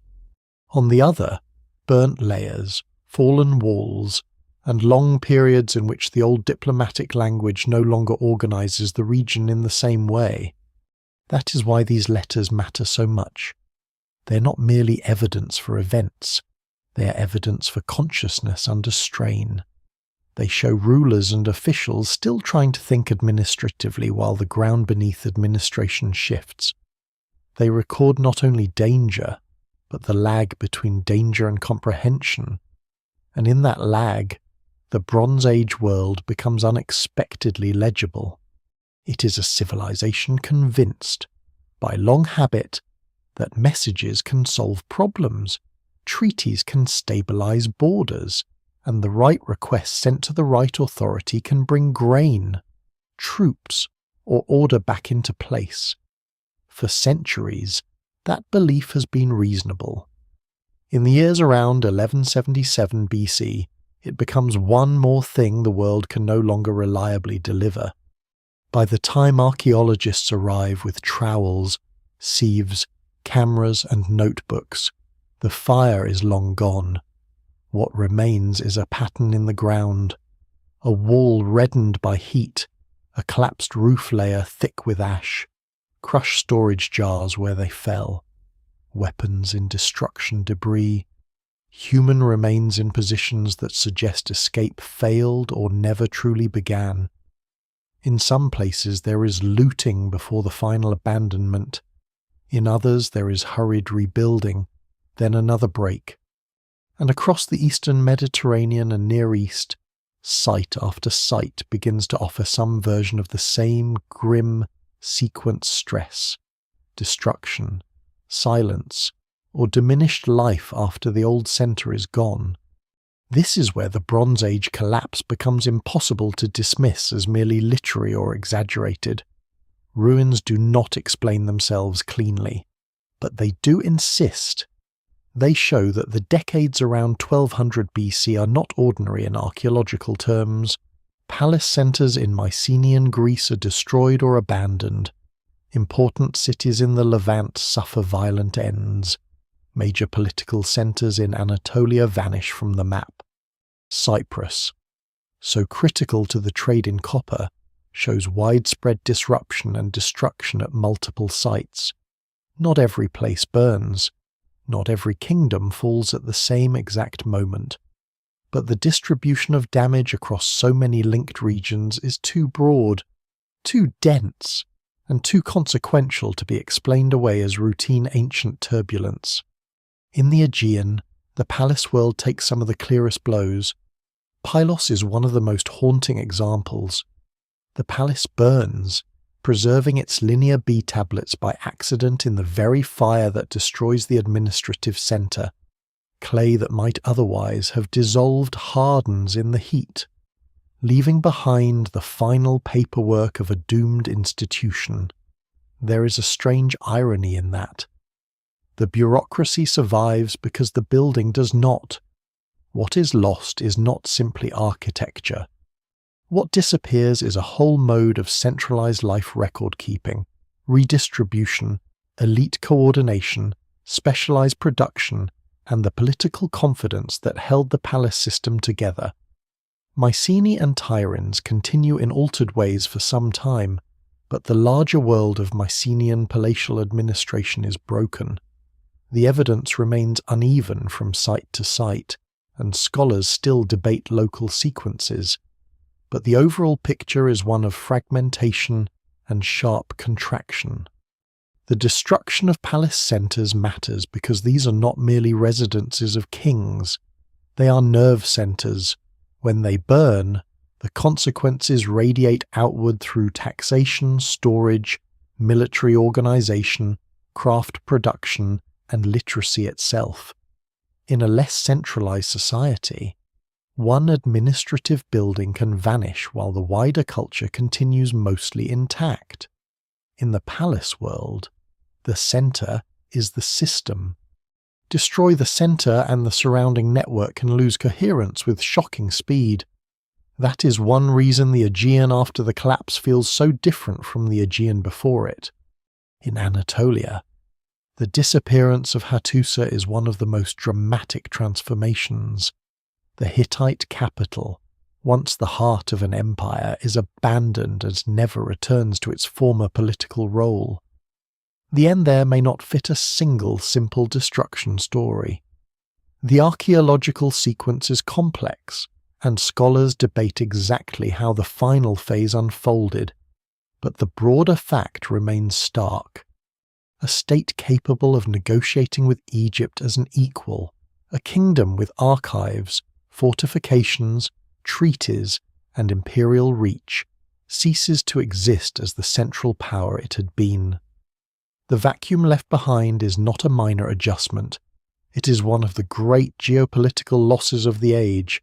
A whole imperial framework collapses, and with it go the routines of administration and diplomacy that had once organized much of Anatolia and northern Syria. The Levantine coast offers some of the most vivid evidence of violence and abrupt ending. Ugarit, whose letters had already hinted at approaching danger, is destroyed and abandoned. Its archives survive in part because disaster comes suddenly enough to freeze them in place. Here the textual and archaeological records meet with unusual force. The worried correspondence is not followed by recovery within the same system. It is followed by ruin. The city that had linked inland empires and maritime trade becomes one more broken node in a failing network. Other Levantine sites also show destruction or serious disruption in these years, though the details vary widely. Some are burned, some are reduced. Some recover under altered conditions. The important point is not uniformity, but clustering. Too many coastal and inland centres experience severe breaks within too narrow a historical window. Cyprus is especially revealing because its role in copper production makes it a test case for systemic disruption. If the island's major sites are unstable, then the consequences extend far beyond the island itself. Archaeology shows destruction, rebuilding, movement, and reorganization at multiple Cypriot centers around the end of the Bronze Age. This does not mean copper production instantly ceases everywhere, but it does suggest a world in which one of the key suppliers of a strategic material is undergoing heavy stress. A palace in Greece or the Levant may not know the local politics of Cyprus in detail. It only knows whether metal continues to arrive.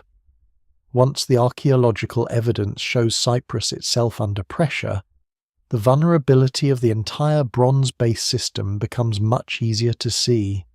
Egypt, again, is the partial exception that proves the scale of the crisis. Egypt does not collapse in the same immediate way as Hatti or the Mycenaean palaces, and that matters. But even here the archaeological and historical picture shows intense strain. The Egyptian state survives, yet the wider world in which it had operated as one of several great powers is being dismantled around it. Survival in this context still means losing neighbours, markets, partners, and the old balance of diplomacy. A strong state can endure a regional catastrophe better than weaker ones, but it does not emerge unchanged from the loss of its entire international environment. One of the most difficult questions in all this is whether fire always means invasion. The honest answer is no. Archaeology can show that a building burned. It can sometimes show signs of fighting, looting, sudden abandonment, or massacre. But a burned palace does not automatically identify the attacker.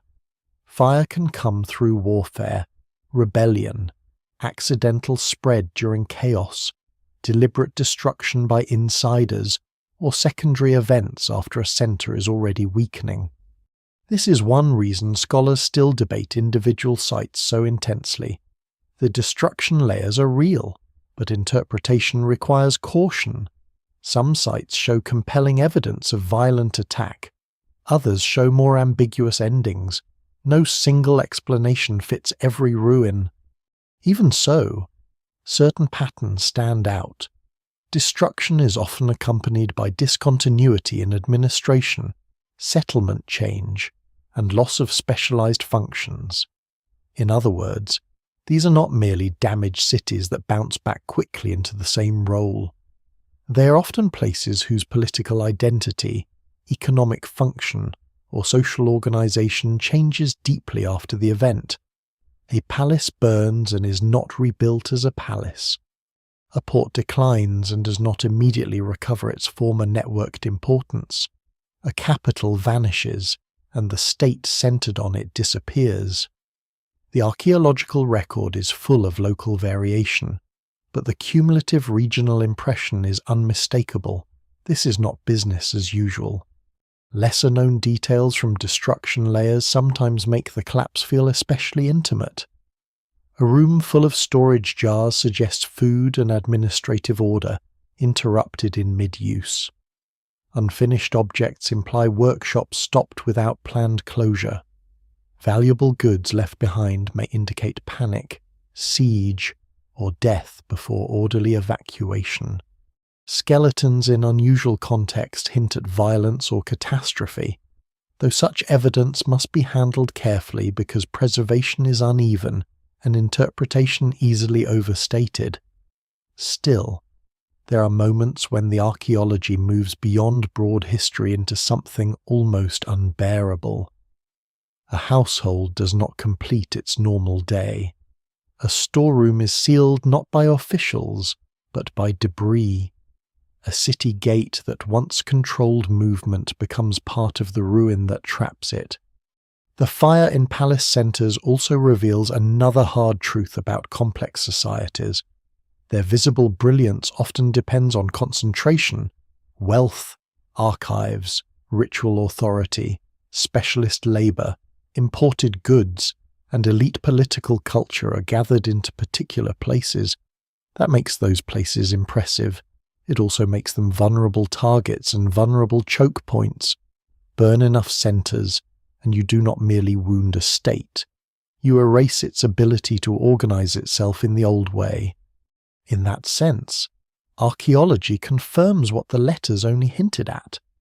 The world is not simply under pressure, it is being structurally broken. And once enough of those breaks occur, the collapse takes on momentum of its own. A destroyed city no longer supplies troops, goods, taxes, or political stability. A burned palace no longer manages production or stores.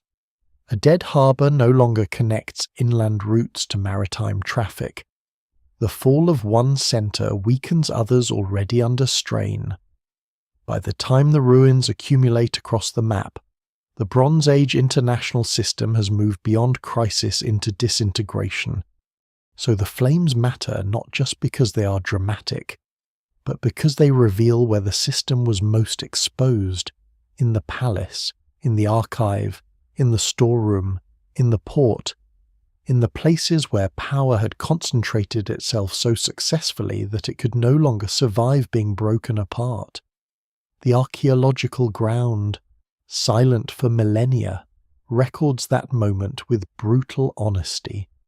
Whatever the causes, whatever combination of drought, war, migration, rebellion, or economic failure lay behind it, the result in city after city is the same. The machinery of the old world catches fire, and much of it does not start again.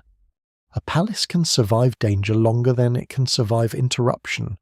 Walls may hold against a raid. A king may outlast a rival. A city may rebuild after a fire.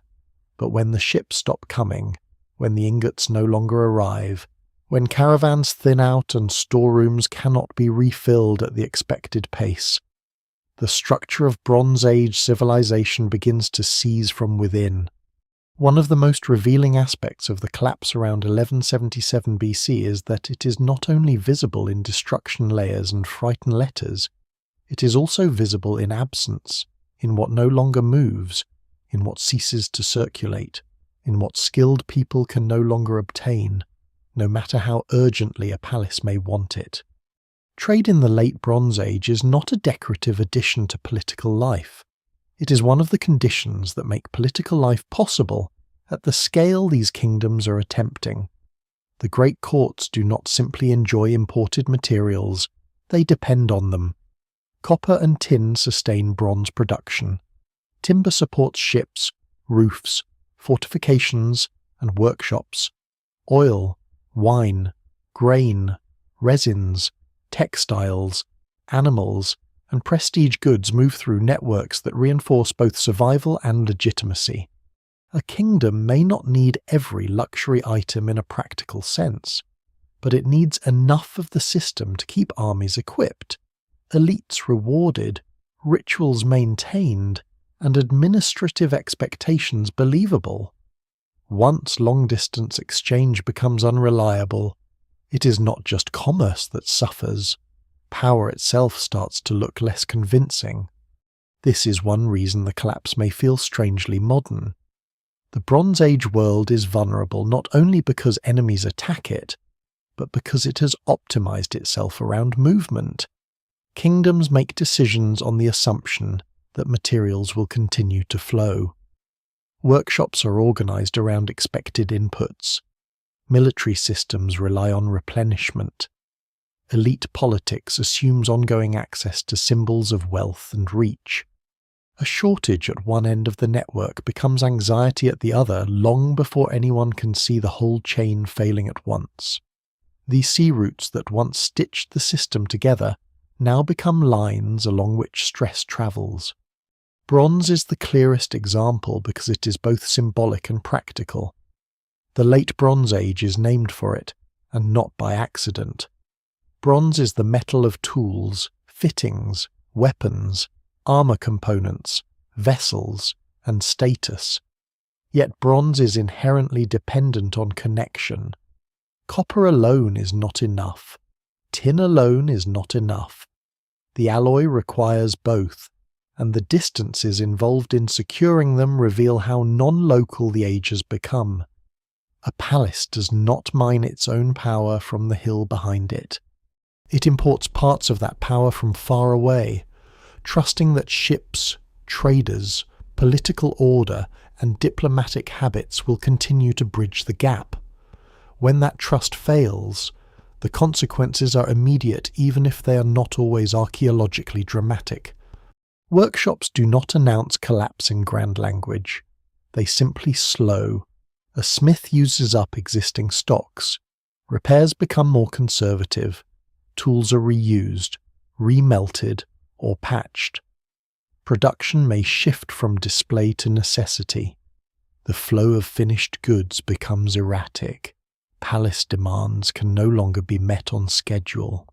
Military supply becomes harder to maintain. What had once been a system of abundance becomes one of triage. Archaeology sometimes catches glimpses of this through hoards, recycling, changing metal composition, or altered craft output. Though the evidence is not always simple and varies by region, still, what survives in the record suggests that when metal circulation becomes unstable, the effect spread far beyond the forge. Bronze is a supply chain embodied in an object. When the object becomes scarce, the chain has already begun to fail. The same logic applies to prestige industries. Luxury carving, fine ceramics, glassworking, perfumed oil production, dyed textiles, and elaborate furniture are not merely signs of elite taste. They are part of the political language of the age. Great kings reward followers with goods. Courts measure one another through exchange. Temples and palaces stage legitimacy in material form. If access to rare materials becomes uncertain, elite life becomes harder to reproduce in the old manner. This may sound secondary beside hunger and war, but legitimacy often depends on exactly these visible forms. A ruler who can no longer give, adorn, equip, or display at accustomed levels is not only poorer, he is weaker in a language everyone around him understands. Ports feel the slowdown first. A harbour is a place built around expectation.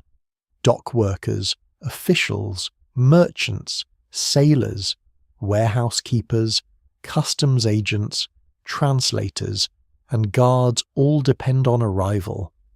When shipping becomes irregular, a port city changes character quickly. Rumour grows where routine once prevailed. Prices become unstable. Cargoes are watched more nervously. Merchants may hold back goods, seek safer routes, or avoid dangerous coasts altogether. Local authorities, sensing scarcity, may tax more harshly, seize cargo, or reserve supplies for military needs. Each of these reactions is understandable. Together they make recovery harder.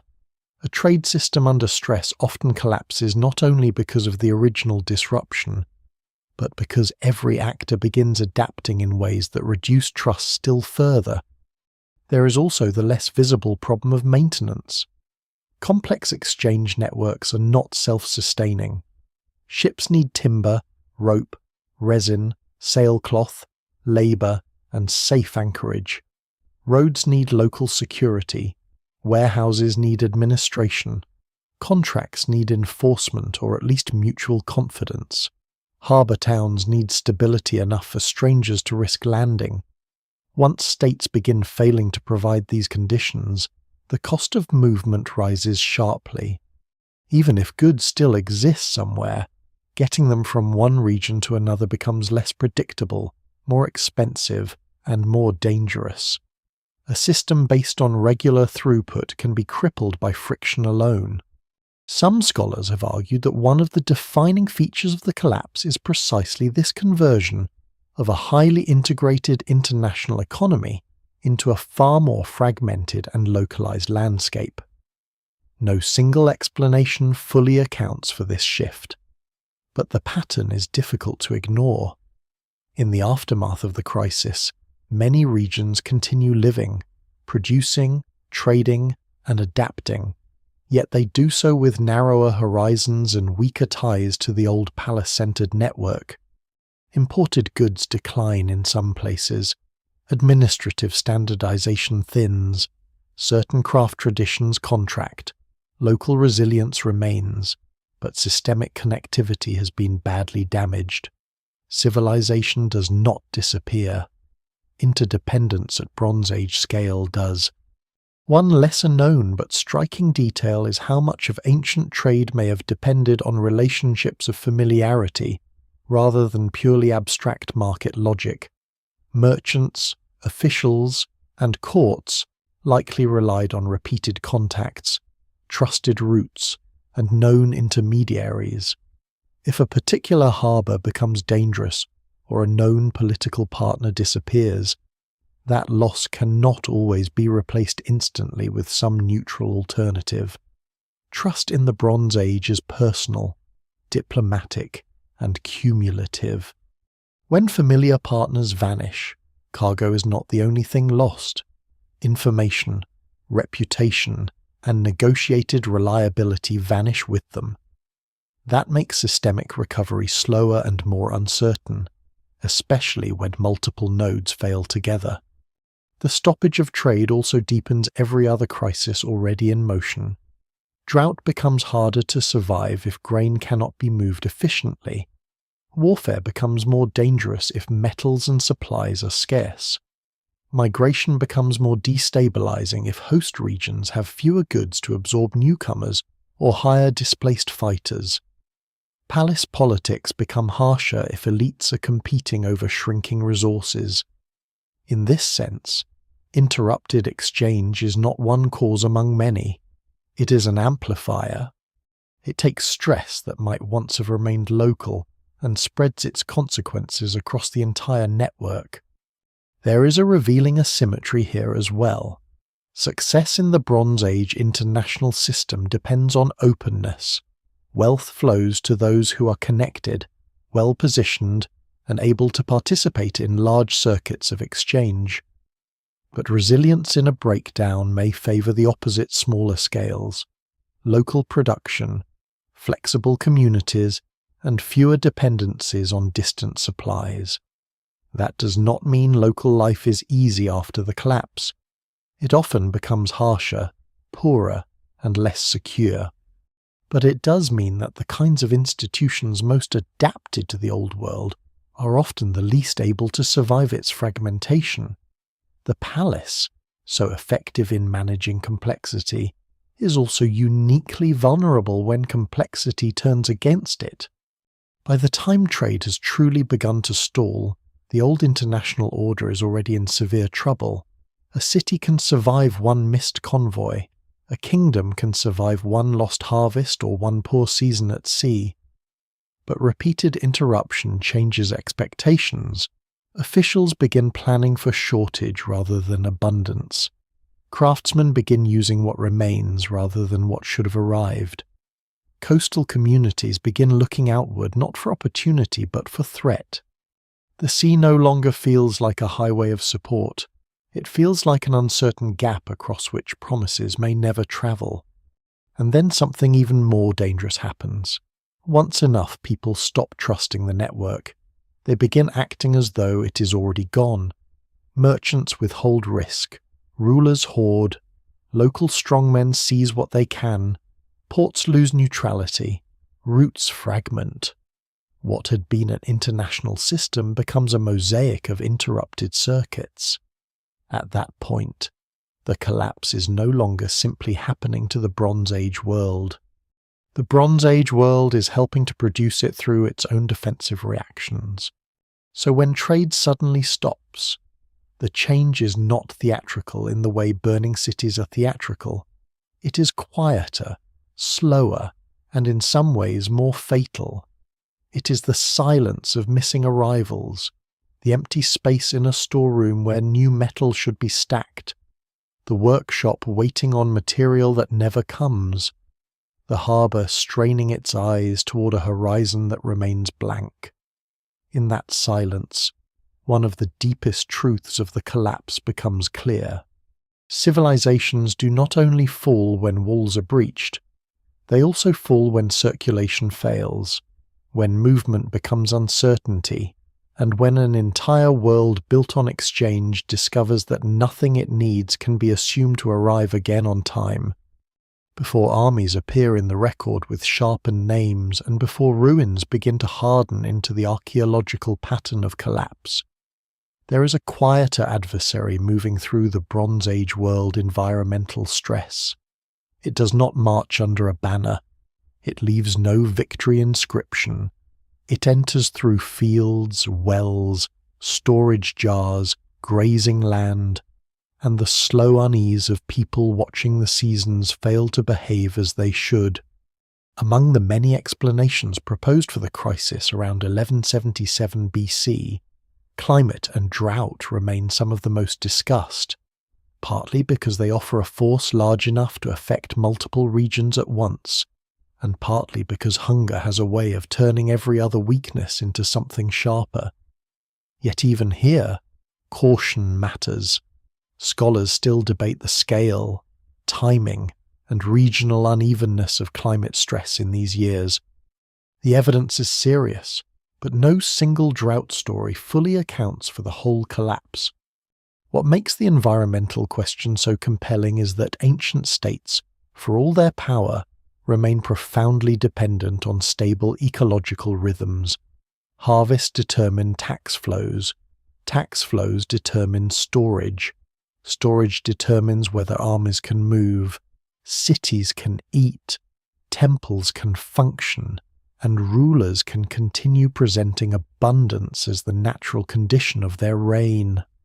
In a palace economy, grain is never just food. It is administration made edible. It is legitimacy in sacks and jars. A poor harvest can remain local for a year. Repeated poor harvests across several regions become political events of the first order.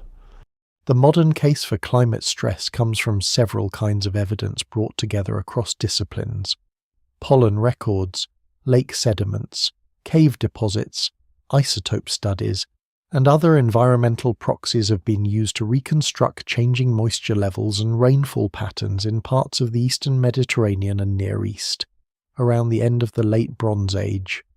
Some of these studies suggest periods of aridity or prolonged drought-like conditions affecting important agricultural zones.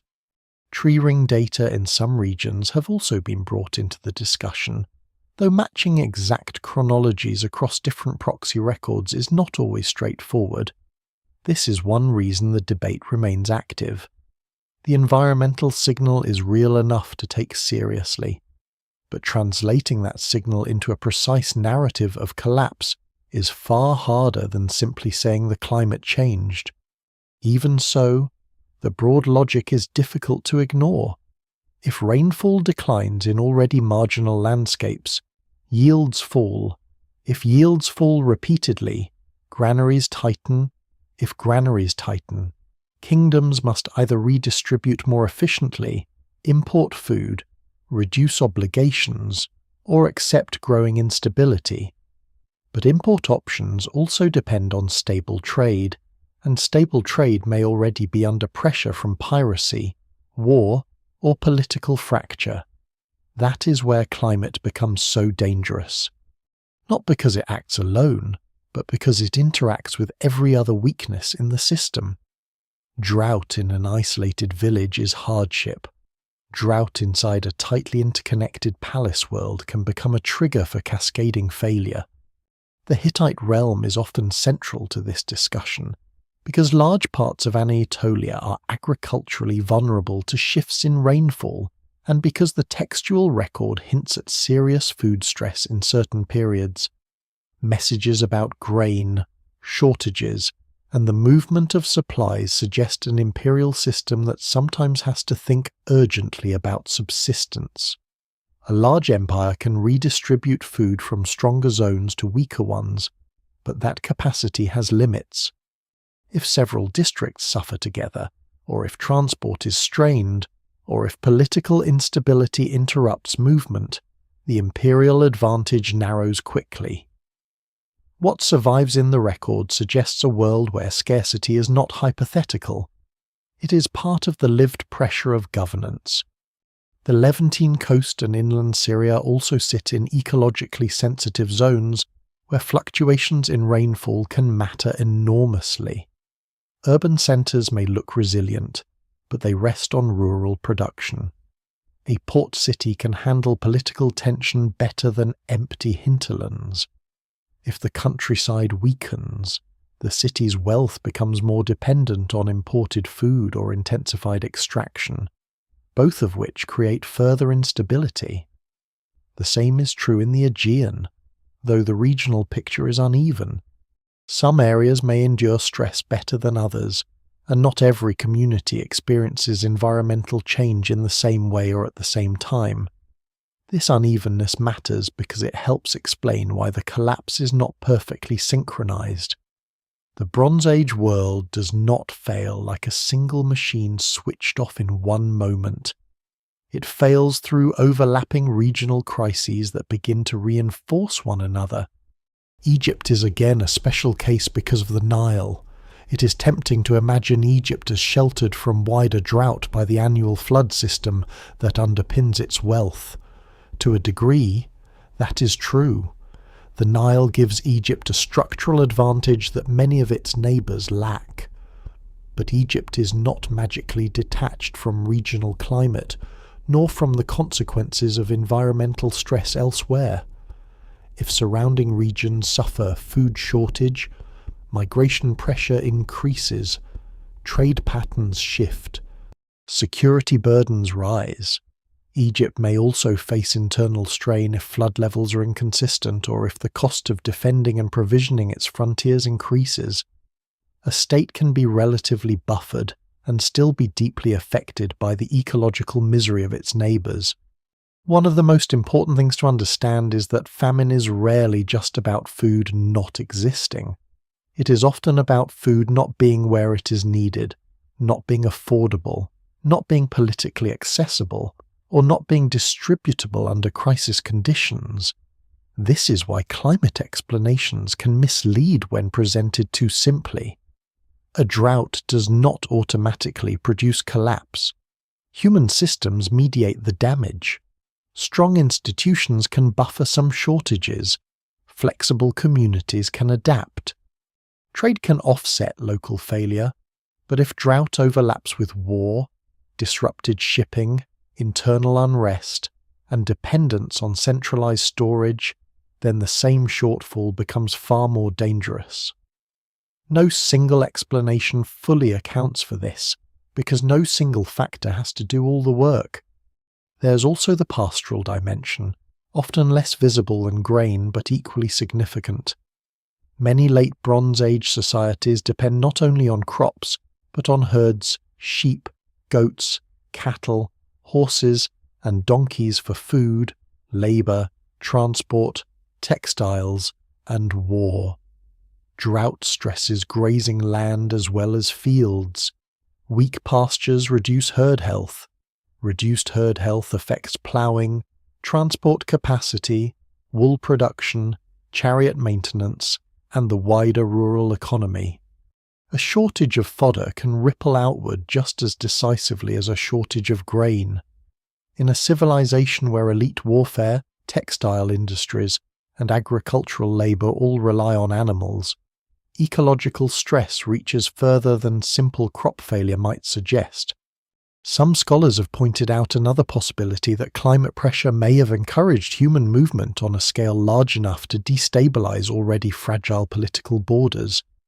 Communities facing repeated shortage may migrate, raid, seek patronage elsewhere, or become available as mercenary forces. This does not mean drought directly creates invading armies in any simple mechanical sense, but it may help generate the conditions in which mobile groups become more numerous, more desperate, or more willing to attach themselves to conflict, in that sense. Environmental stress may be one of the hidden motors behind the population movements that later appear in royal records as external threats. There is a lesser-known psychological side to all this as well. Repeated ecological disappointment changes how a society imagines time. In a stable agricultural order, next year can be planned with confidence, taxes can be assessed, labour can be scheduled, obligations can be promised.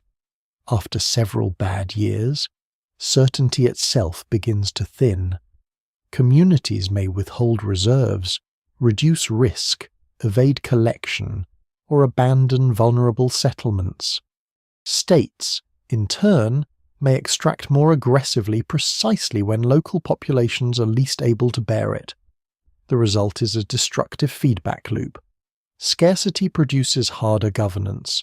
Harder governance produces flight, concealment, rebellion, or collapse of compliance.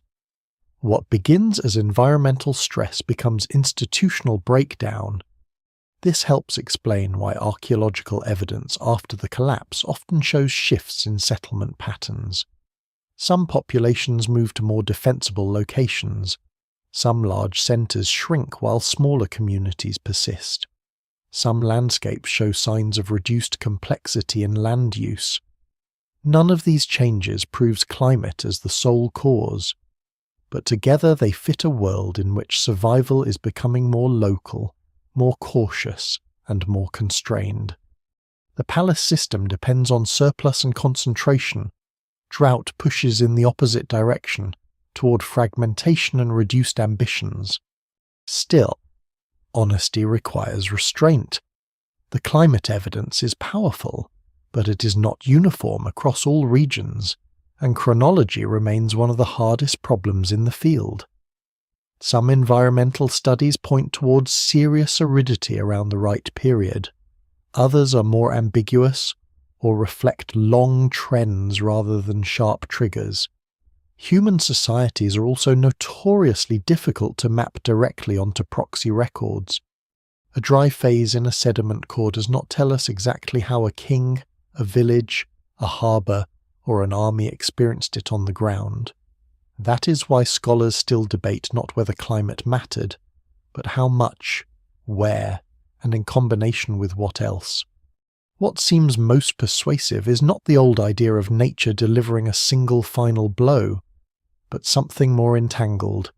Climate stress likely made the Bronze Age world harder to sustain. It thinned margins, it increased the cost of complexity, it strained food systems, animal systems, and political patience.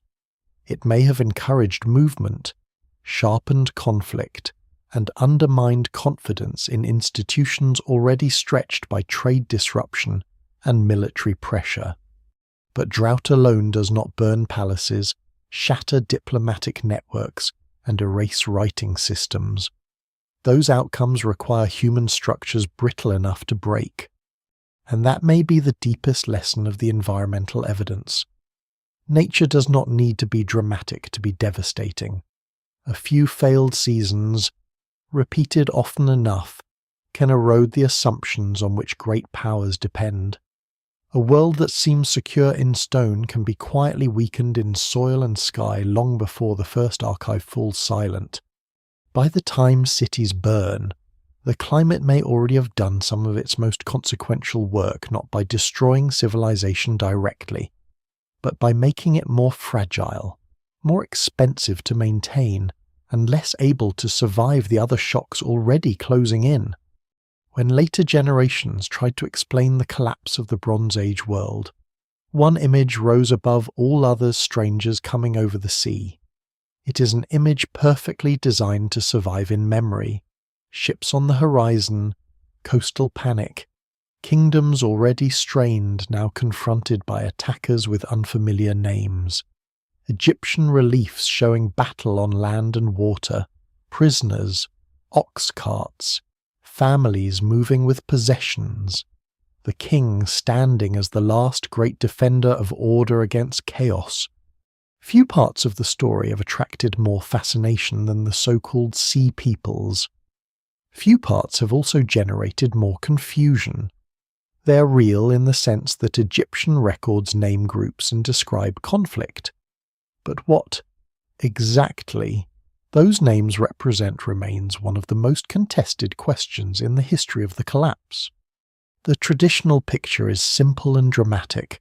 A wave of seaborne invaders sweeps through the eastern Mediterranean, toppling kingdoms, burning cities, and bringing down the old order. It is a powerful story because it offers a visible enemy and a neat explanation. The trouble is that the evidence does not fully support such neatness. Egyptian inscriptions from the reigns of Merneptah and especially Rameses III do refer to groups later gathered under the convenient label Sea Peoples. Names such as Sherden, Shekelesh, Peliset, Jekka, Denian, and Weshesh appear in these texts. The inscriptions describe conflict in terms meant to glorify the pharaoh's victory, and they depict both maritime and overland threats. But they do not provide a neutral ethnographic survey, and they do not explain where every group came from, how unified they were, or whether they were invaders in the straightforward sense later imagination prefers. This is where careful reading matters. Egyptian royal inscriptions are political performances. They exist to magnify the king's role as defender of cosmic order. Enemies in such texts are often stylized into embodiments of chaos, however real the conflict itself may be. That means the reliefs and inscriptions are valuable but not transparent. They tell us that Egypt faced serious threats. They tell us that mobile groups, some arriving by sea and perhaps moving with families, were part of that pressure. They suggest a period of exceptional instability in which whole populations may have been on the move, but they do not prove that a single confederation of foreign raiders single-handedly destroyed the Bronze Age world. In fact, one of the most striking details in the Egyptian evidence is that some of these groups appear not merely as warriors, but as migrating peoples, with carts, women, children, and goods. That image complicates the old invasion model immediately. Armies do not usually travel with entire households unless something more than conquest is happening. What the record may preserve is not a disciplined foreign empire moving to conquer, but a set of displaced, armed, mobile populations shaped by wider collapse already underway. In that case, the Sea Peoples are not the first cause of the crisis so much as one expression of it. They are both symptom and accelerant. This interpretation helps explain why the label itself can mislead. Sea Peoples sounds like a single ethnic bloc, a unified civilization from across the water. The actual evidence is far messier. The named groups may have had different origins, different motives, and different relationships to one another. Some may have come from the Aegean world, some may have moved through Anatolia or the Levant, some may have included displaced populations from already collapsing regions, some may have served previously as mercenaries before reappearing as enemies or settlers under new conditions. The categories in Egyptian texts are likely administrative and political as much as ethnographic. They reflect how Egypt perceived the threat, not necessarily how the people involved understood themselves. There is another complication. Maritime raiding and population movement are not new inventions of the early 12th century BC. The eastern Mediterranean had always known pirates, mercenaries, coastal attackers, and small mobile groups operating between larger states. What changes around the time of the collapse is scale, intensity, and context. A coastal raid in a stable system is dangerous but containable. Raiding during a wider failure of trade, food security, diplomacy, and frontier control can become devastating. Ports already nervous about shortages and insecure shipping are far more vulnerable. Kingdoms that once could repel attackers easily may now have troops tied down elsewhere, depleted grain reserves, or wavering local allies. In that setting, even relatively fragmented attackers can produce outsized damage. This is one reason archaeologists and historians are cautious about assigning every destruction layer to the Sea Peoples. Some sites may indeed have fallen to external attacks from mobile maritime groups. Others may have been destroyed by local warfare, rebellion, opportunistic neighbours, or internal collapse. The archaeology rarely comes with labels attached. Burned cities do not name their attackers. The temptation to connect every ruined coastal centre to a famous historical category is understandable, but often too simple. Scholars still debate many individual cases, and the evidence remains incomplete. No single map of invasions cleanly matches the distribution of destruction across the eastern Mediterranean. The case of Egypt is especially telling because it shows both the seriousness of the threat and the limits of the invasion model. Rameses III claims victory against attackers on land and sea, and the reliefs at Medinet Habu are among the most vivid military images of the age. Ships collide, archers fire, bodies fall into the water, captives are counted. The message is unmistakable. Egypt has faced a major assault and survived through royal power. Whatever one thinks of the propaganda, it would be a mistake to treat the entire episode as fiction, but it would be equally mistaken to turn those reliefs into a universal explanation for all regional collapse. Egypt is narrating its own survival, not writing a balanced history of the Eastern Mediterranean. There is also the intriguing possibility that some of these groups had previously existed inside Bronze Age systems rather than wholly outside them. Mercenaries, auxiliary troops, displaced workers, refugees, and frontier populations can all become dangerous under conditions of breakdown. A kingdom that hires foreign fighters in one decade may fight them in the next if payment fails or political conditions change. A population settled on a frontier as a buffer may become an enemy if imperial support weakens. A seaborne raider may once have been an ordinary sailor or trader whose world has fallen apart. The line between outsider and insider becomes unstable in times of systemic crisis. One lesser-known but revealing problem is that the very names associated with the Sea Peoples have inspired generations of speculative identification, some careful and some wildly imaginative.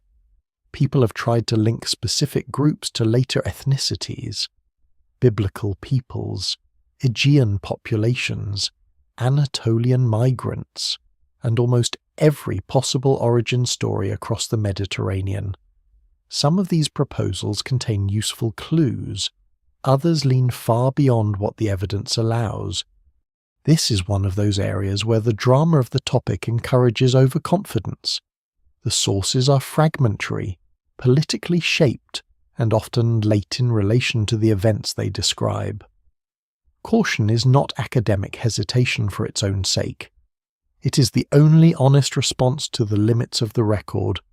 Still, even with caution, something important emerges. The Eastern Mediterranean around 1177 BC is experiencing a level of mobility that stable empires find hard to absorb.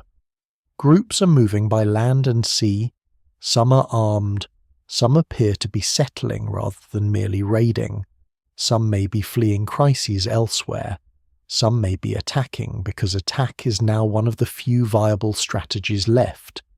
The Sea Peoples, however one defines them, belong to this world of movement under stress. They are not ghostly invaders from nowhere. They are participants in a landscape where old borders, trade routes, and political loyalties are coming apart. This also helps explain why the Sea Peoples remain so compelling in public imagination. They personify the collapse. Human beings prefer visible causes, and a ship full of attackers is more memorable than a decade of aridity, trade friction, and administrative brittleness. But the visible cause is not always the primary one. In many collapses, the final attackers succeed because the system they strike is already hollowing out.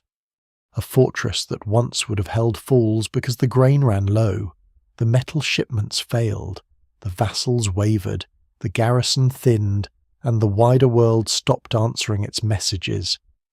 The invader becomes famous partly because he arrives last. After the crisis, some of the groups known from Egyptian sources appear to settle in parts of the Levant, which adds yet another layer to the story. These are not only destroyers in motion, some become inhabitants of the world after the collapse. That transformation matters because it reminds us that collapse is also reorganization. Populations do not simply vanish, they move, merge, settle, adapt, and take part in new cultural landscapes. The same instability that destroys old kingdoms helps create new societies. So were the Sea People's real yes, in the sense that Egyptian texts record serious conflict with named mobile groups arriving in a moment of extraordinary regional disorder. Did they cause the Bronze Age collapse by themselves? Almost certainly not. No single explanation fully accounts for the scale of destruction and change across so many regions. The more persuasive picture is harder and more interesting. A stressed world generates movement. Movement intensifies insecurity. Insecurity disrupts trade and politics further. More people are displaced. More coasts become vulnerable. More states begin to fail. The Sea Peoples, then, are not an answer that ends the mystery. They are one of the clearest signs that the mystery is already underway. For a long time, collapse is easiest to imagine as something that comes from outside. A foreign army appears, raiders burn the coast, migrants overwhelm borders, the old order falls because enemies arrive with enough force to break it. There is truth in that picture, but only part of the truth. Systems of power also fail from within, and the Bronze Age world offers many reasons to think that internal weakness, social strain, and political brittleness are not side notes to the collapse around 1177 BC. They are central to it. Palaces do not simply face pressure from beyond their walls. They carry pressure inside those walls already, in the form of over-centralized administration, extractive economics, fragile legitimacy, labor burdens, and the widening gap between elite order and ordinary endurance. The grandeur of the late Bronze Age can make this harder to see. A palace archive gives the impression of control. A fortification wall suggests confidence. A treaty between great kings implies stability. Yet centralized states often produce records that hide precisely the tensions most likely to destroy them. Administrative systems are designed to register obligations, not resentment. Royal inscriptions commemorate victories, not dependency. Elite material culture displays abundance, not the cost of sustaining it. What archaeology and comparative history suggest, however, is that complex palace societies may have been carrying deeper internal strain than their official language admits. At the most basic level, these kingdoms are extractive machines. Grain, labor, metals, livestock, textiles, and service move upward through systems of obligation. Palaces store surplus, direct production, equip elites, support specialists, and maintain political authority through redistribution and display. In stable years, this arrangement can work impressively well. It creates concentrated wealth, supports remarkable craftsmanship, and allows rulers to mobilize resources at scale.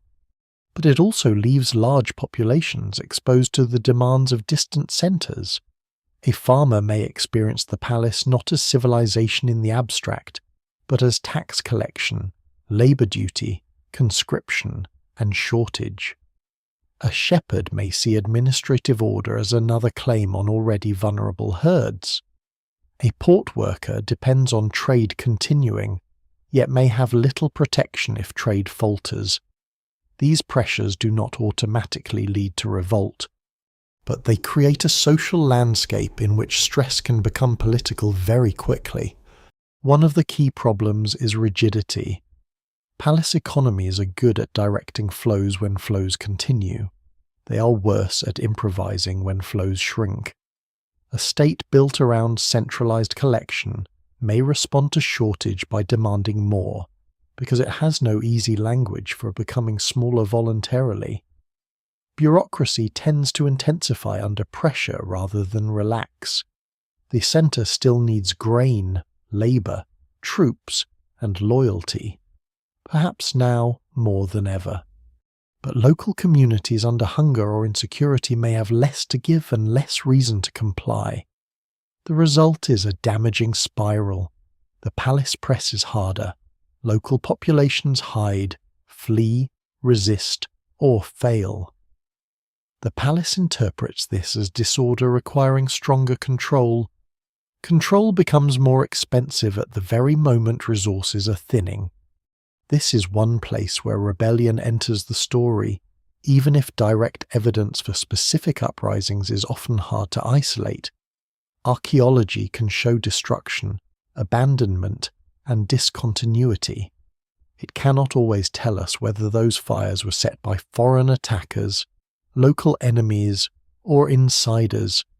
In some cases, internal revolt has been proposed as part of the answer, and that should not be dismissed too quickly. A palace stocked with wealth and symbolic authority is not only a target for invading forces, it is also a target for those living within a system of concentrated inequality. Scholars still debate how often internal uprising played a decisive role, and the evidence remains incomplete. But no honest account of the collapse can ignore the possibility that some centres fell, in part because the people underneath them no longer had reason or ability to keep them standing. Mercenaries and dependent fighters complicate this even further. The late Bronze Age world employs mobile military labour in various forms. Foreign troops, auxiliaries, and hired warriors can be useful instruments of state power.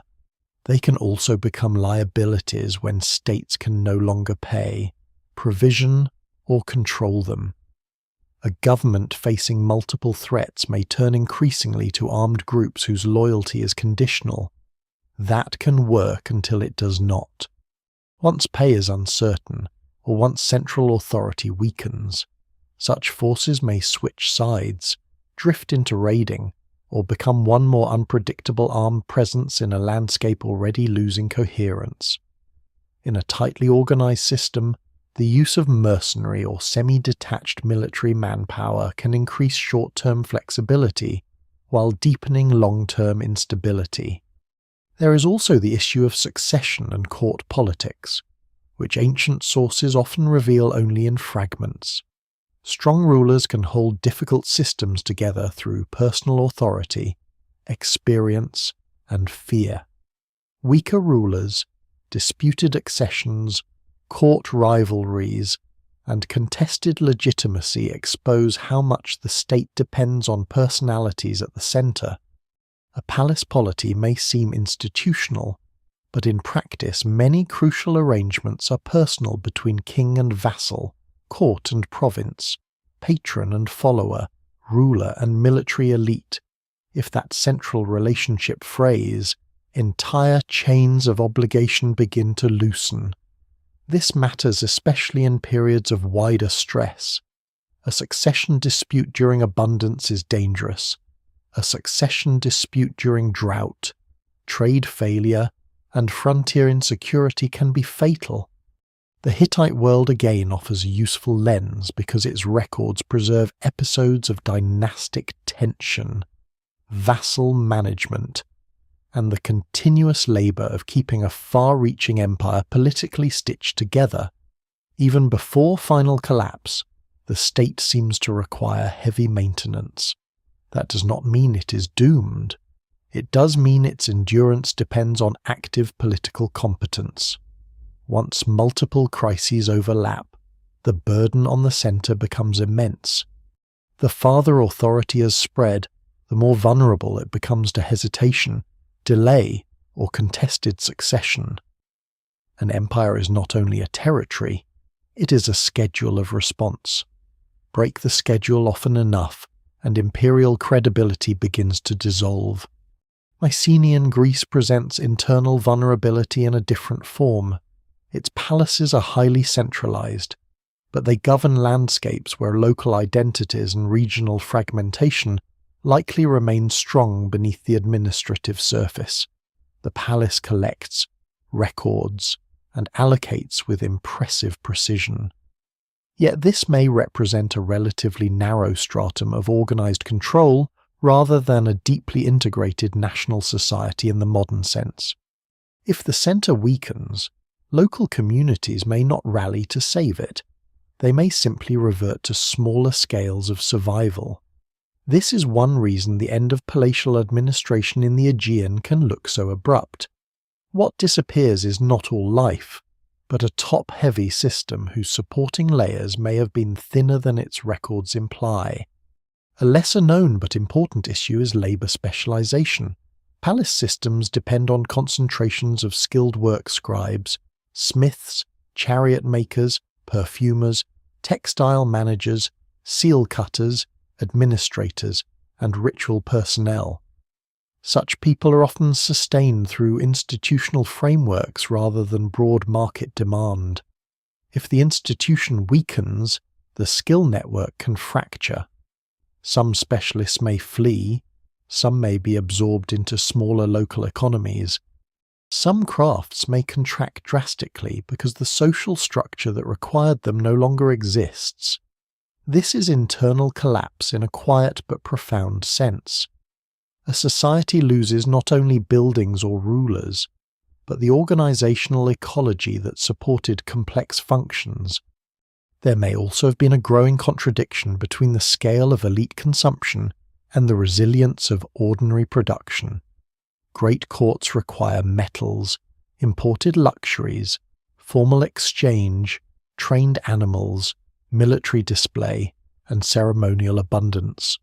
Rural communities require rain, seed, safety, and manageable demands. As long as agricultural and trade systems are healthy, the contradiction can be masked. Once those systems weaken, elites may continue behaving as though prestige must be maintained at all costs, even when the material base no longer supports it. This can turn political authority into a kind of accelerated overreach. The court consumes precisely when it should become more flexible, and by the time adaptation becomes necessary, adaptation may threaten the very hierarchy on which the court depends. One of the hardest things for centralized power to do is decentralize itself in time. Palace states are built to concentrate authority because concentration creates glory, control, and capacity. But when pressure mounts, resilience may require delegation, local compromise, reduced extraction, or strategic retreat. These are politically difficult moves. They look like weakness. A ruler already under threat may prefer harsher assertion to adaptive contraction. In that sense, collapse can emerge not only from material shortage, but from the inability of institutions to imagine survival except in the form of continued dominance. This is why internal failure matters so much to the story. External attackers can burn cities, drought can reduce yields, trade breakdown can stall workshops. But for a civilization to come apart on the scale seen around 1177 BC, the institutions holding it together must also lose their capacity to respond. They must become too brittle, too extractive, too dependent on central confidence, or too detached from the populations beneath them. What survives in the record suggests exactly this kind of brittleness. No single explanation fully accounts for every region, but across the eastern Mediterranean one repeatedly sees large systems straining to remain themselves in conditions that no longer reward their old form. And once that strain becomes visible at the bottom as well as the top, the collapse deepens. Farmers disappear from tax rolls. Labour cannot be mobilised as expected. vassals hesitate, specialists lose patrons, armed men look elsewhere for sustenance. Provinces stop trusting the centre. The palace, still monumental, still issuing orders, begins to discover that authority is a habit only so long as enough people can afford to keep performing it. When they no longer can, the world does not simply get invaded, it begins to come apart from the inside. By now, the old temptation has become impossible to resist to choose one cause and make it carry the entire weight of the catastrophe. Drought did it. Invaders did it. Earthquakes did it. Rebellion did it. Trade collapse did it. New weapons and new tactics did it.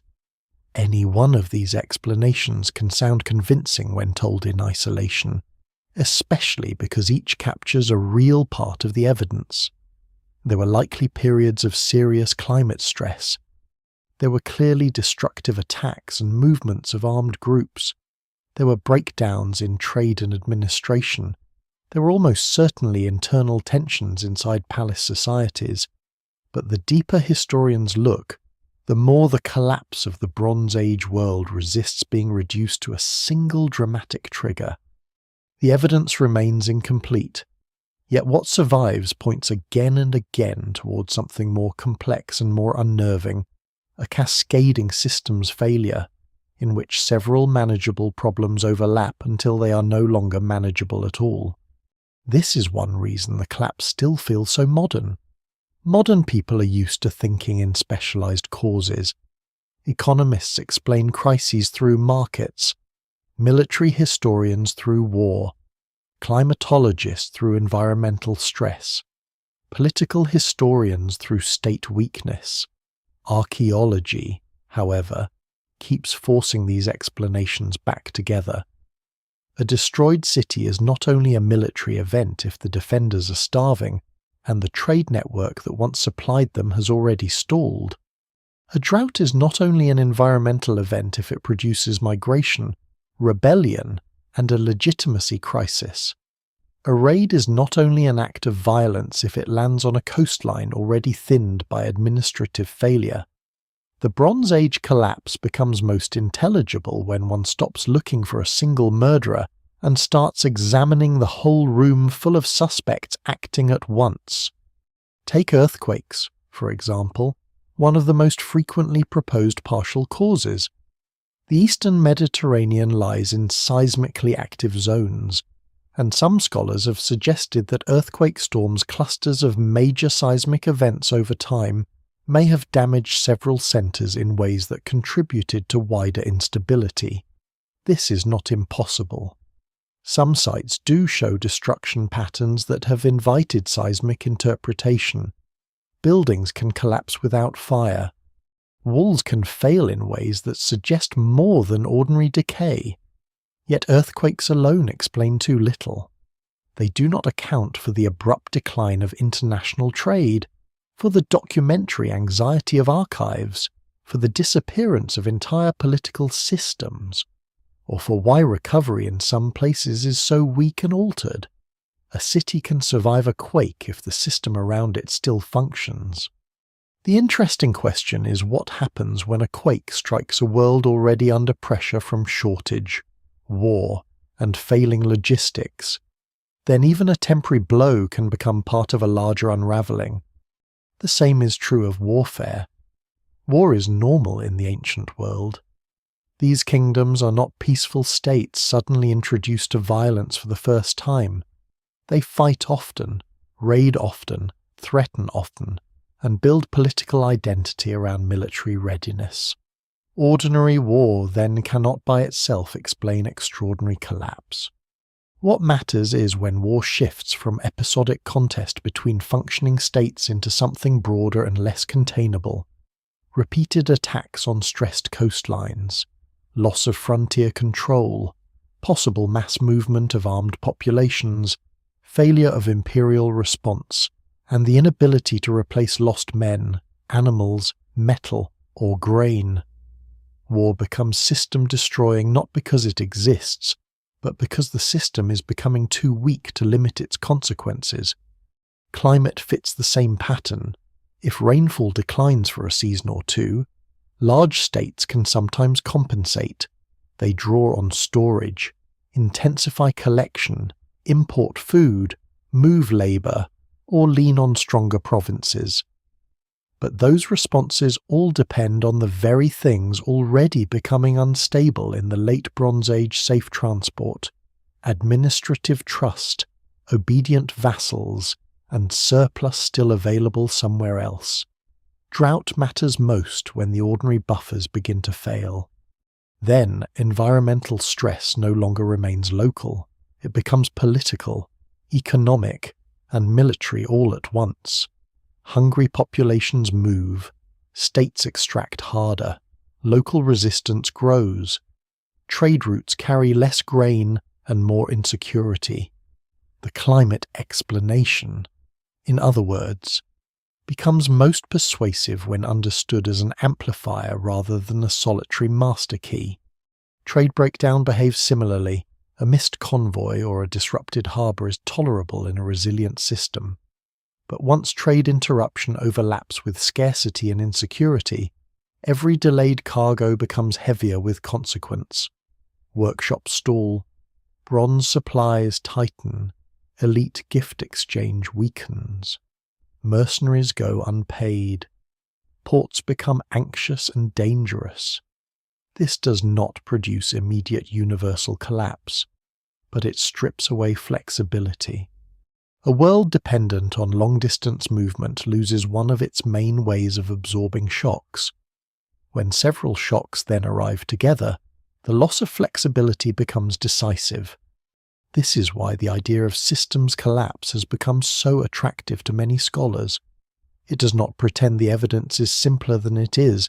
It allows for regional variation, uneven timing, and local differences while still recognizing a broad shared pattern.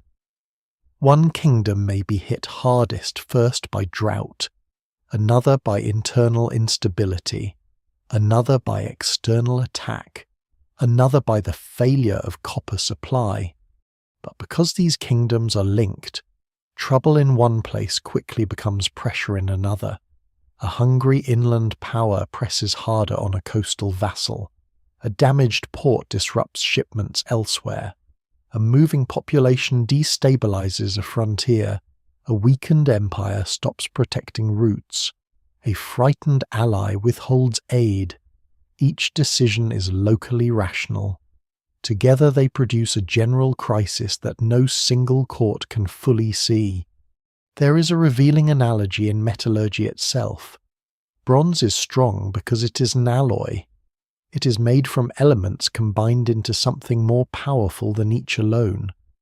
The collapse of the Bronze Age may be understood in almost the opposite way an anti-alloy of crises, a combination of drought, migration, warfare, state fragility, trade disruption, and social strain that together becomes more destructive than any of them could have been in isolation.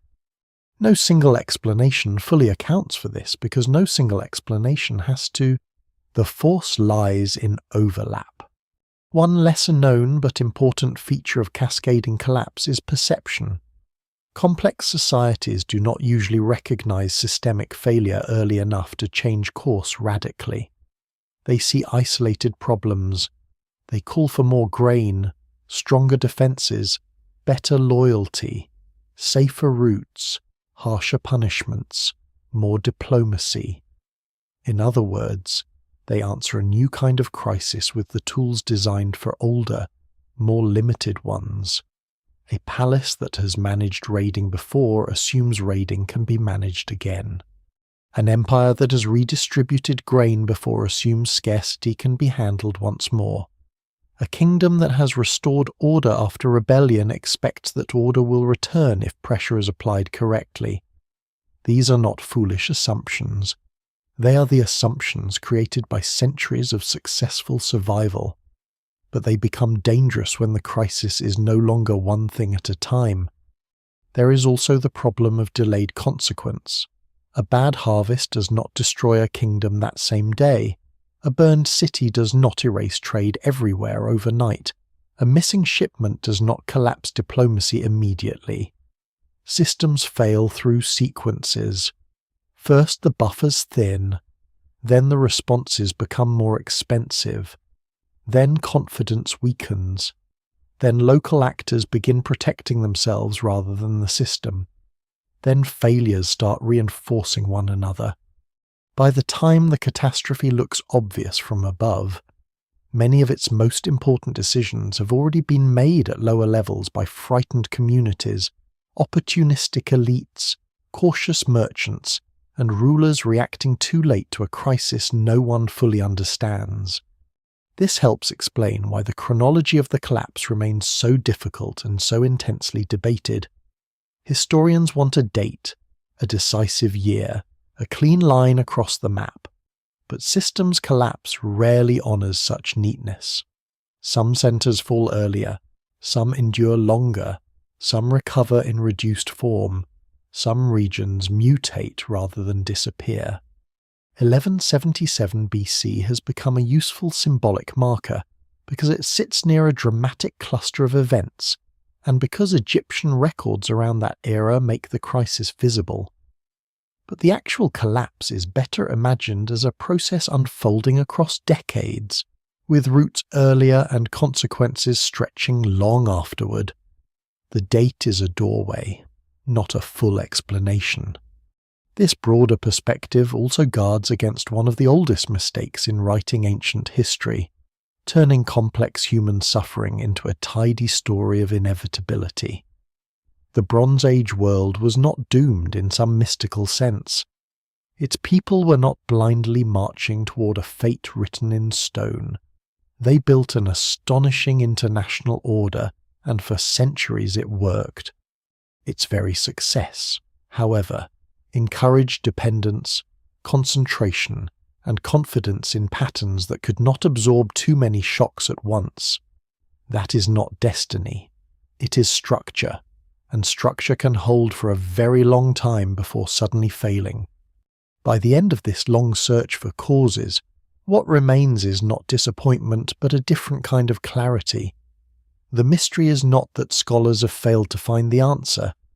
The mystery is that the answer appears to be plural: fire in one place, drought in another, migration on one frontier, rebellion in one centre, trade loss on one coast, political failure at one court, and then the lines between them vanish. A palace can survive attack. It can survive hunger. It can survive instability. What it may not survive is attack during hunger, during trade failure, during political uncertainty, especially when neighbouring states are suffering the same layered crisis and can no longer offer help. So when people ask why the Bronze Age collapsed, the most honest answer is also the hardest to compress. It collapsed because its strengths had become interdependencies, because its interdependencies became vulnerabilities, and because once enough of those vulnerabilities were activated at the same time, the old world discovered that no king, no archive, no fleet, and no wall could isolate one problem from the others anymore. The system did not fall because one blow was too strong. It fell because too many blows landed on a civilization that had grown magnificent, connected, and brittle all at once. After the fires, the silence is not complete. People are still alive. Fields are still sown where fields can still be sown. Animals still need water. Children are still born into landscapes their grandparents would barely recognize. But the world after the collapse is smaller in a way that no map can fully show. It is smaller in confidence, smaller in reach, smaller in memory that can still be actively administered.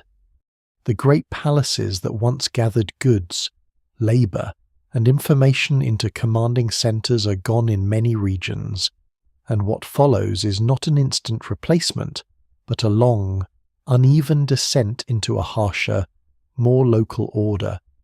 For those who survive, the end of the Bronze Age is not the end of life. It is the end of a certain scale of life, One of the clearest consequences is demographic and settlement change. In several regions, large centres shrink, disappear, or lose their old functions, while smaller settlements persist or emerge under altered conditions. Some communities relocate to defensible hills or more easily protected terrain. Others contract around local resources rather than regional administration. The pattern varies from place to place, but the broader movement is unmistakable.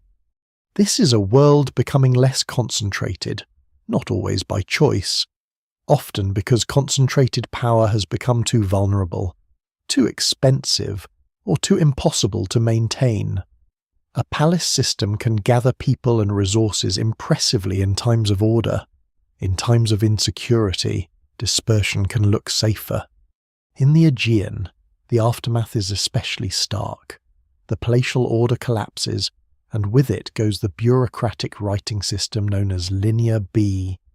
This is one of the most extraordinary features of the post-collapse world: literacy, or at least the palace-centered administrative literacy that had served Mycenaean states, does not simply diminish.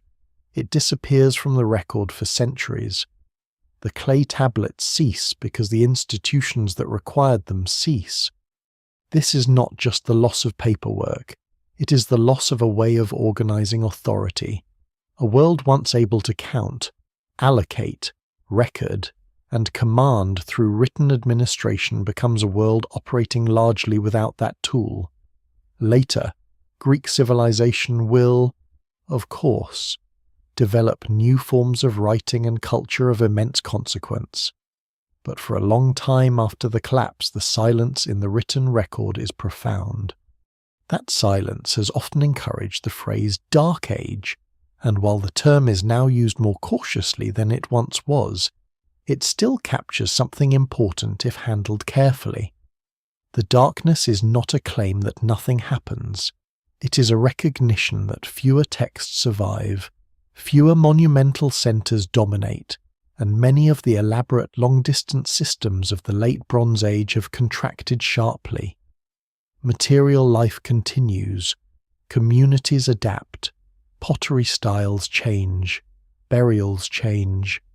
Local identities persist and reform, but the lights of the palace world have dimmed, and for a time much of what had once been visible at large-scale retreats into smaller, harder-to-trace forms.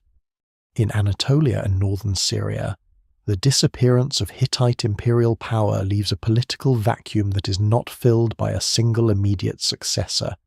Instead, the landscape reorganizes into smaller states, shifting powers, and altered regional relationships. Some traditions continue in transformed form. Some local dynasties preserve fragments of the old world. Some cultural practices endure longer than the empires that once sponsored them. But the age of one great Hittite imperial centre ruling so much of Anatolia is over. That matters not only politically but psychologically, for generations. Power in the region had been imagined through imperial coordination, treaties, royal roads, and a known hierarchy of major states. After the collapse, that clarity is gone. The Levant becomes a zone of profound reconfiguration. Some cities recover, others do not. New groups settle.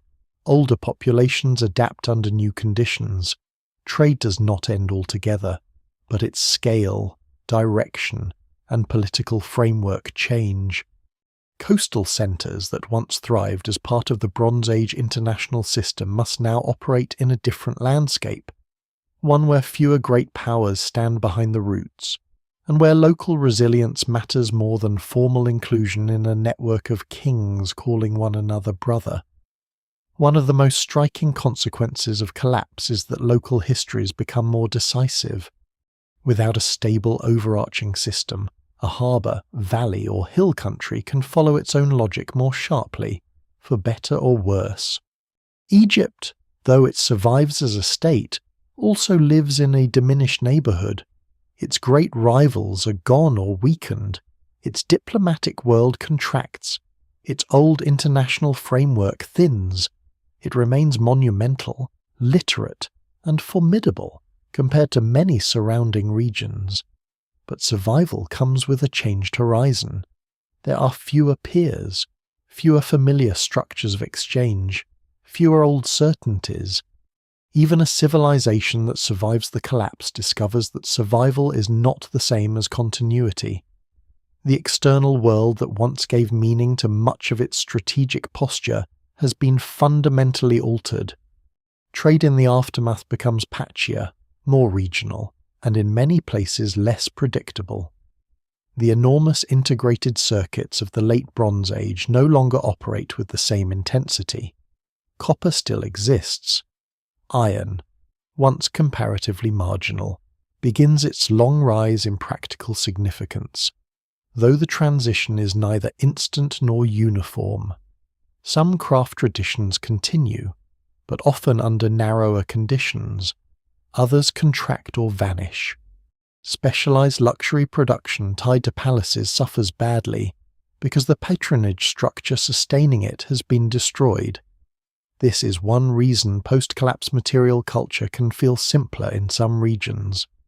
Simplicity here does not necessarily mean cultural poverty. It often means adaptation to a world with fewer concentrated surpluses and less dependable long-distance support.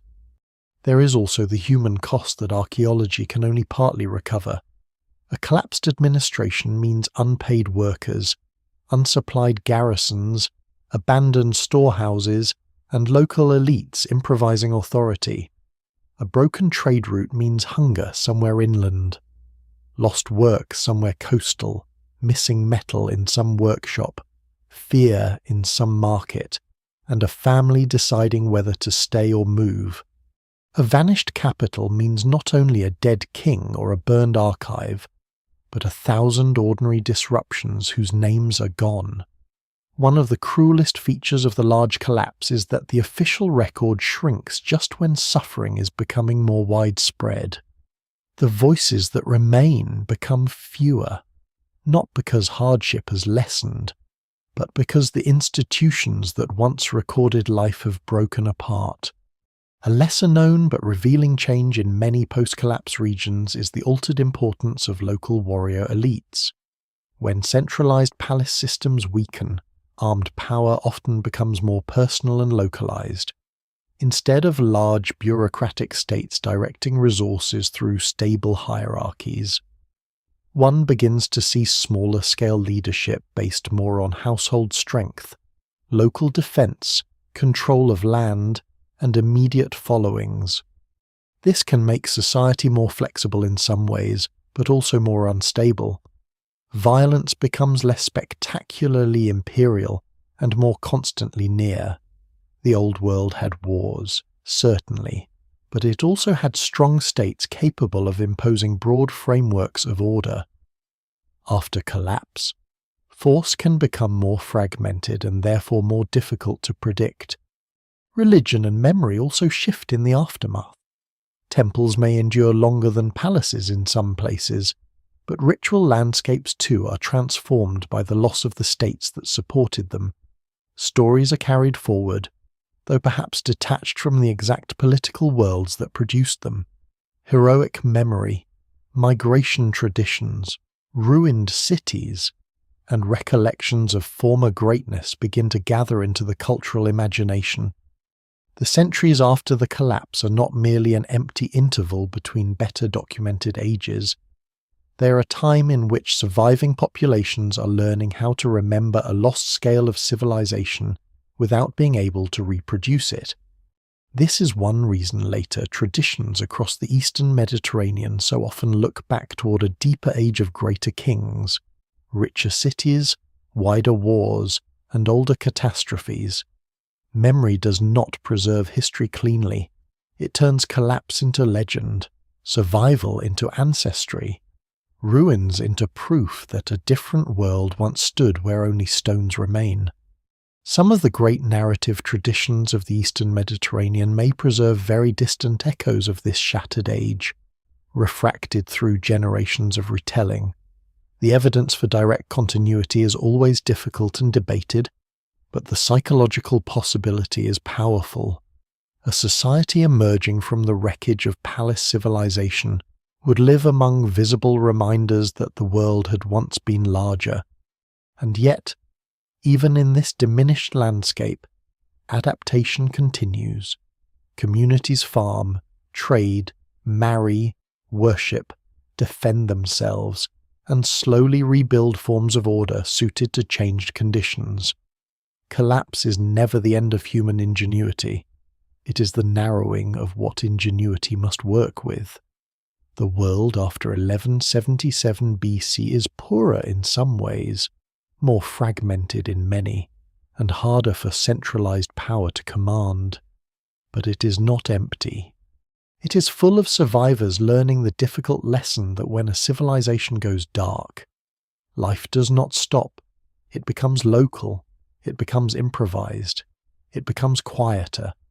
And in that quieter world, the first shapes of future civilizations are already beginning, almost invisibly, to take form among the ruins of the old. Out of collapse comes a long and uneven rebirth, though rebirth is too simple a word for what follows. Nothing after 1177 BC restores the Bronze Age world as it had been. The old palace system does not rise again in its former shape. The network of great kings addressing one another as near equals across a tightly managed international order is gone. The literacy tied to certain administrations has vanished in some regions. The trade routes have changed. The capitals that once seemed permanent are dead, diminished, or transformed beyond recognition. And yet history does not remain in ruins. Over the centuries that follow, new societies gather themselves out of the wreckage. They inherit fragments, adapt what they can, forget much, remember strangely, and slowly build worlds that are no longer Bronze Age, but are deeply marked by its destruction. One of the first things to change is the scale at which power becomes practical. In the old palace world, kingship is often inseparable from centralized storage. Long-distance trade, formal bureaucracy, and international diplomacy. After the collapse, many regions become more regional, more local, and more experimental. Power survives, but often in smaller containers. Strongholds, hilltop communities, port towns, tribal confederations, and resilient local dynasties begin to matter more than universal claims inherited from shattered empires. This is not a neat downward step into simplicity. It is a search for forms of order that can survive in a less predictable world. In the Eastern Mediterranean, this reorganization unfolds differently in different places. In the Levant, new political formations emerge amid the ruins of old coastal and inland centers. Some communities associated with the population movements of the collapse settle and become part of the landscape rather than merely passing through it. Older urban traditions persist in altered form in some cities, while elsewhere entirely new balances of power take shape. Phoenician city-states, drawing on older Canaanite roots, eventually become some of the most important maritime powers of the early first millennium BC. Their rise is one of the great ironies of the post-collapse world. The sea routes that had once helped spread catastrophe become, in time, the highways of a new commercial age. But the institutions behind that maritime success are different. Less palace imperial, more city-based, more commercially adaptive. In Anatolia and northern Syria, the world once dominated by Hittite imperial authority does not vanish without residue. So-called Neo-Hittite or Syro-Anatolian states preserve aspects of Luwian and Hittite cultural and political traditions in smaller successor kingdoms. These states do not recreate the old empire, but they keep parts of its language, iconography, royal symbolism, and administrative memory alive. This is one of the more important reminders that collapse is rarely total. Civilizations do not disappear like extinguished lamps. They break, scatter, and survive in pieces. A relief style, a title, a ritual habit, a dynastic memory, a scribal tradition in altered form, these can outlive the imperial system that once made them seem secure. Assyria is perhaps the most striking case of the long-term recovery and transformation. During the Age of Collapse, it is one important state among several. In the centuries that follow, it becomes something more formidable, a major imperial power capable of dominating much of the Near East. This rise is not a direct continuation of Bronze Age international balance. It is the product of a new historical environment shaped by the destruction of older rivals, by changing military and administrative strategies, and by the hard lessons of survival in a fractured world. The old network of peer empires gives way, eventually, to a landscape in which some states pursue hegemony with a more concentrated and aggressive logic. In that sense, the collapse does not merely destroy old systems, it clears space for new, harsher ones. In Greece, the path is slower and more obscure, but no less consequential. The centuries after the fall of the Mycenaean palaces are often thin in written evidence, yet they are not static. Communities shift, oral traditions evolve, local elites negotiate authority, and material culture gradually changes. Out of this long-shadowed period will emerge the conditions for the rise of the polis, the Greek city-state, and eventually for alphabetic writing adapted from Phoenician models. The Greece of Homeric memory, archaic sanctuaries, and emerging civic identities is not a simple restoration of Mycenaean order. It is a different civilization growing in the space left by Mycenaean collapse.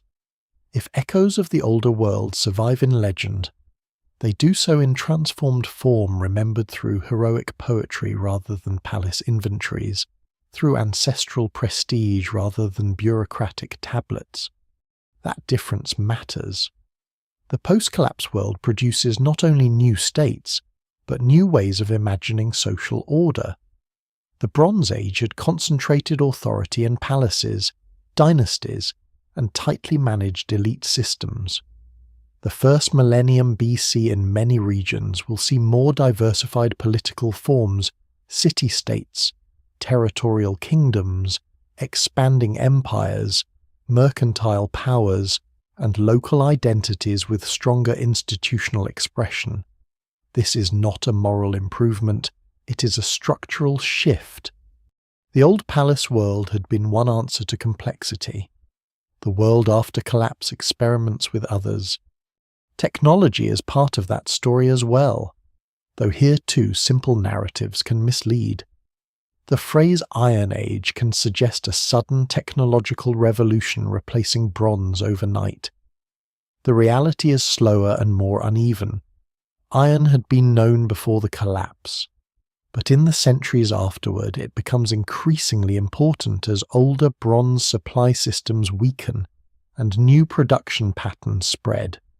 Iron eventually offers advantages not only in material terms but in strategic ones, because its raw sources are in many places more broadly distributed than tin. A world less able to rely on long-distance tin routes may gradually find iron more attractive. Despite the technical challenges of working it, the transition is not immediate, and bronze remains in use for long periods. But over time, metallurgy itself begins to align with a changed geopolitical landscape. There is also a transformation in memory. The survivors of collapse and their descendants do not preserve the late Bronze Age as historians would. They preserve it in fragments of story, in place names, in ruined walls, in dynastic claims, in inherited cult sites, in the strange authority of ancient tombs, and perhaps in the deep background of epic tradition. The eastern Mediterranean becomes a land haunted by visible remains of a larger former age. A ruined citadel on a hill, a collapsed harbour, a silent monumental gate. These are not only archaeological features to later people, they are proofs that the world was once more heavily peopled by powers no longer present. Such landscapes encourage myth. They invite questions about who built these walls, who ruled these halls, why the old cities burned, and whether the present lives in decline from something greater or freedom from something too rigid to survive. One lesser known but deeply important feature of the post-collapse centuries is cultural selection. Not everything from the Bronze Age is carried forward equally. Some practices vanish because the institutions that sustained them are gone. Others survive because they can be repurposed locally. Some skills persist in humble forms, others return later in altered contexts. This means that the future is built not from a neutral inheritance, but from fragments filtered by survival. The societies of the early Iron Age do not choose from the Bronze Age archive like scholars in a library. They inherit what fire, famine, adaptation, and memory have allowed to remain useful. This selective survival is visible in religion, art, warfare, and political symbolism. Certain divine names persist. Some sacred places continue to attract worship. Some warrior ideals remain compelling even as the military systems around them change. Decorative motifs migrate across different media and communities. Seafaring traditions continue, though under new political conditions. The old world is gone, but it remains embedded in the grain of the new one. It is tempting to imagine the centuries after collapse as a long pause before history resumes. In truth, they are full of historical work. Populations resettle. New trade circuits form. Old ethnic and political categories blur. Languages spread or contract. Small powers test how far they can expand. Communities redefine what leadership means when palaces no longer monopolize administration. Memory thickens into tradition. By the time the better documented civilizations of the early first millennium BC stand clearly in view, much of the essential transformation has already happened in these quieter centuries. The road from collapse to renewal is therefore not a return road. It is a road through narrowing, improvisation, and reinvention. The people walking it do not know they are constructing the foundations of later civilizations. They know only that the old arrangements failed, that certain routes no longer feel safe, that some great names have disappeared, and that life must be organized again with whatever remains. From that modest, difficult labor come the political worlds that will later dominate the Near East and Mediterranean Assyrian expansion, Phoenician maritime networks, the eventual rise of Israel and Judah in the Levant, the formation of Greek city-states, and the many regional powers that inherit a landscape permanently changed by the catastrophe of the Late Bronze Age. So the collapse does not end the story. It changes the scale on which stories can be told. The great empires of the 13th century BC vanish or diminish, but their destruction opens a long corridor of transformation.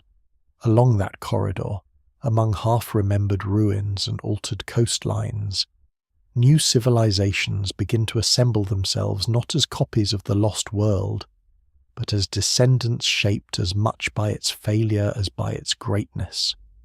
What makes the collapse around 1177 BC so difficult to leave in the past is not only its scale, but its shape.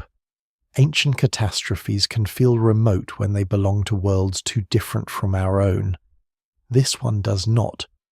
The Bronze Age collapse unsettles historians, archaeologists, and anyone drawn to the problem of civilization because it reveals something uncomfortably durable about human systems the more successful they become at connecting power, wealth, transport, information, and dependence across long distances, the more they may also increase the number of ways they can fail.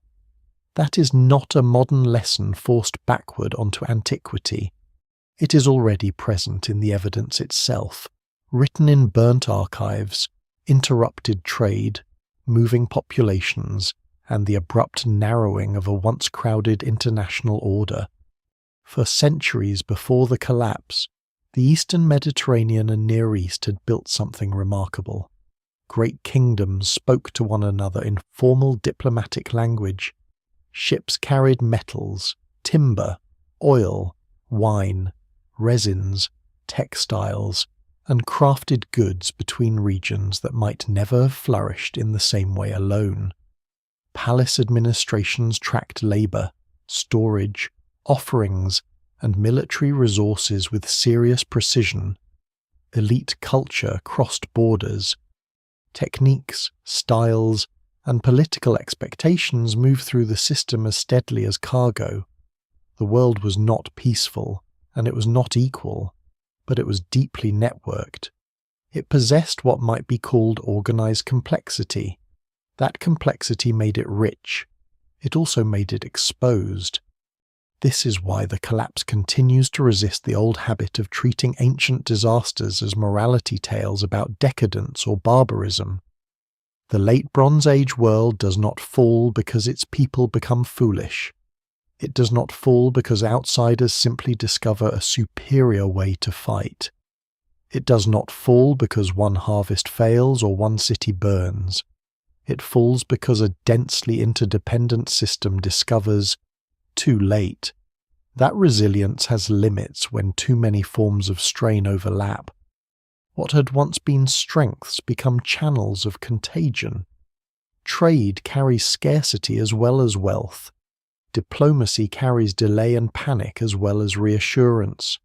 Seaborne movement brings attackers, refugees, and disruption along the same routes that once delivered bronze and grain.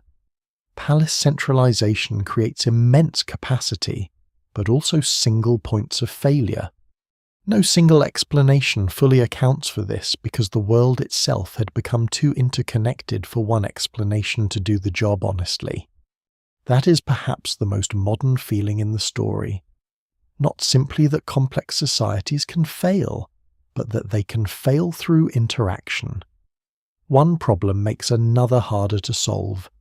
A drought raises the stakes of trade disruption. Trade disruption weakens military readiness. Military weakness encourages raiding or rebellion. Rebellion forces harsher extraction. Harsher extraction drives flight or local collapse. Refugee movement unsettles frontiers.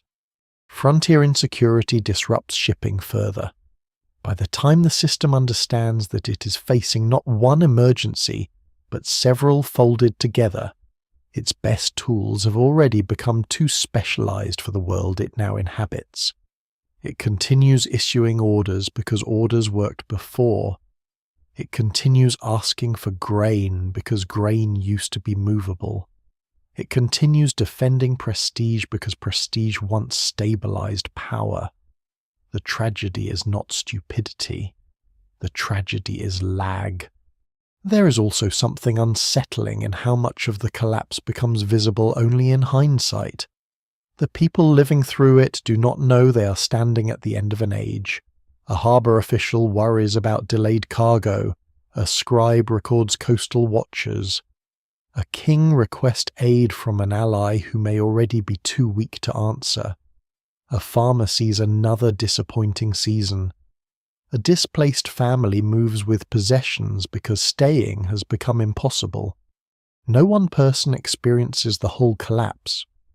The total pattern emerges only later, when the archives stop, the palaces burn, and the map of the Eastern Mediterranean begins to look less like a system and more like a field of broken links. This too feels familiar in a way that should make us careful. Systems often conceal their fragility until the moment it becomes impossible to conceal. And yet the Bronze Age collapse is not only a warning, it is also a lesson in survival after complexity breaks. The world after 1177 BC is diminished in many ways, but it is not empty.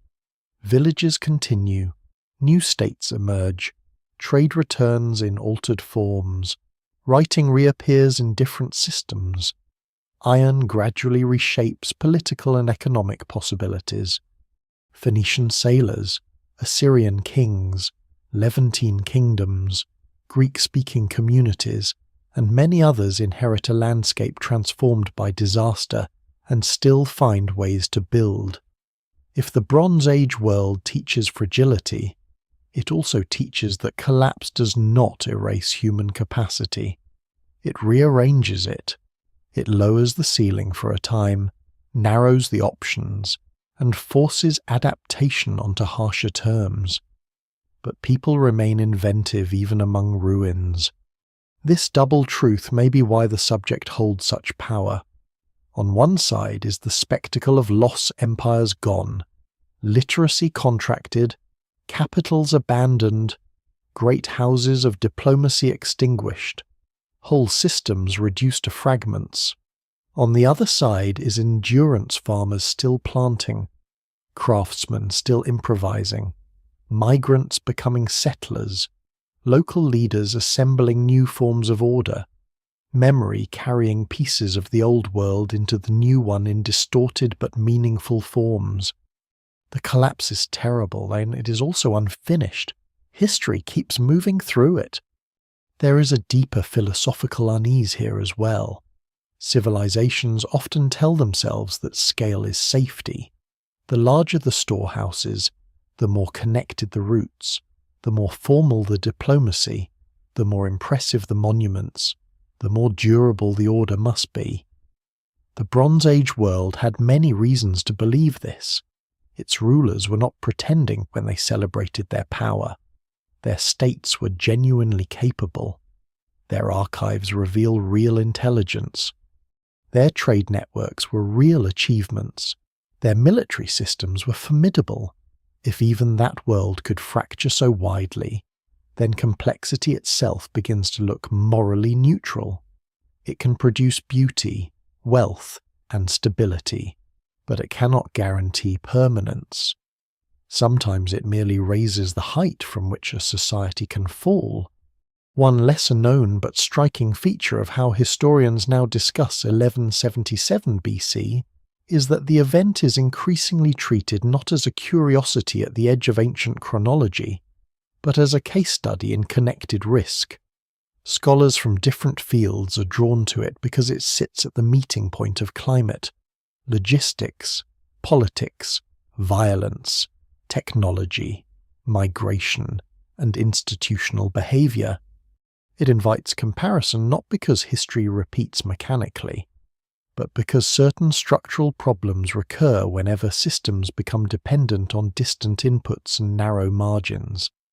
The Bronze Age world does not predict the present. It reveals a pattern available to any age that believes connectivity automatically means security. Still, there is wisdom in not forcing the analogy too far. The people of the 13th and 12th centuries BC are not moderns in costume. Their gods, economies, social hierarchies, technologies, and assumptions differ profoundly from those of the present. What makes their collapse meaningful is not that it mirrors us perfectly, but that it reminds us how old some human vulnerabilities really are. Food remains fundamental, logistics remain political. Elites still prefer reassuring narratives. States still struggle to recognize systemic change while it is happening.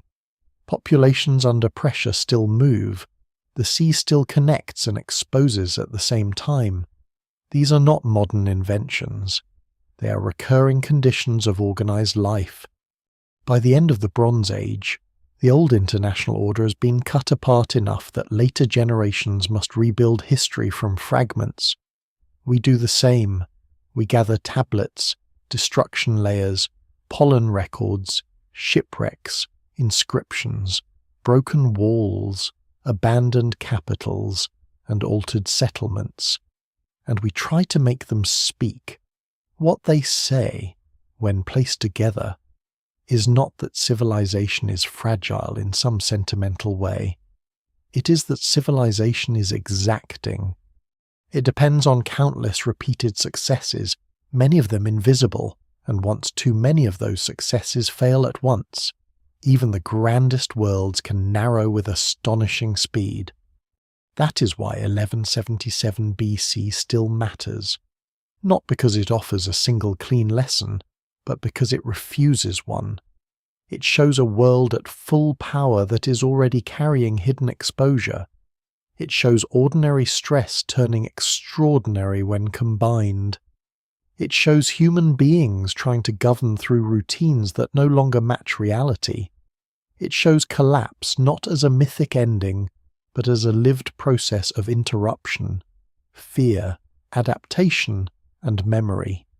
And in the ruins left behind, it leaves one of history's most enduring images, a civilization brilliant enough to connect half a world, and vulnerable enough to discover that every line of connection can also become a line along which darkness travels.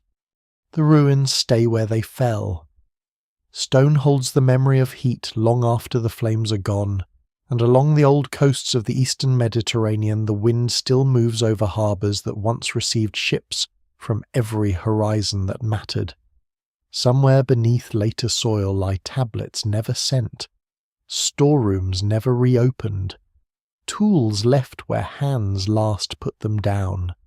Empires disappear loudly in retrospect, but in their final moments they often leave behind small quiet things, a doorway blackened by smoke, a cracked jar of grain, a list of names no one comes back to read.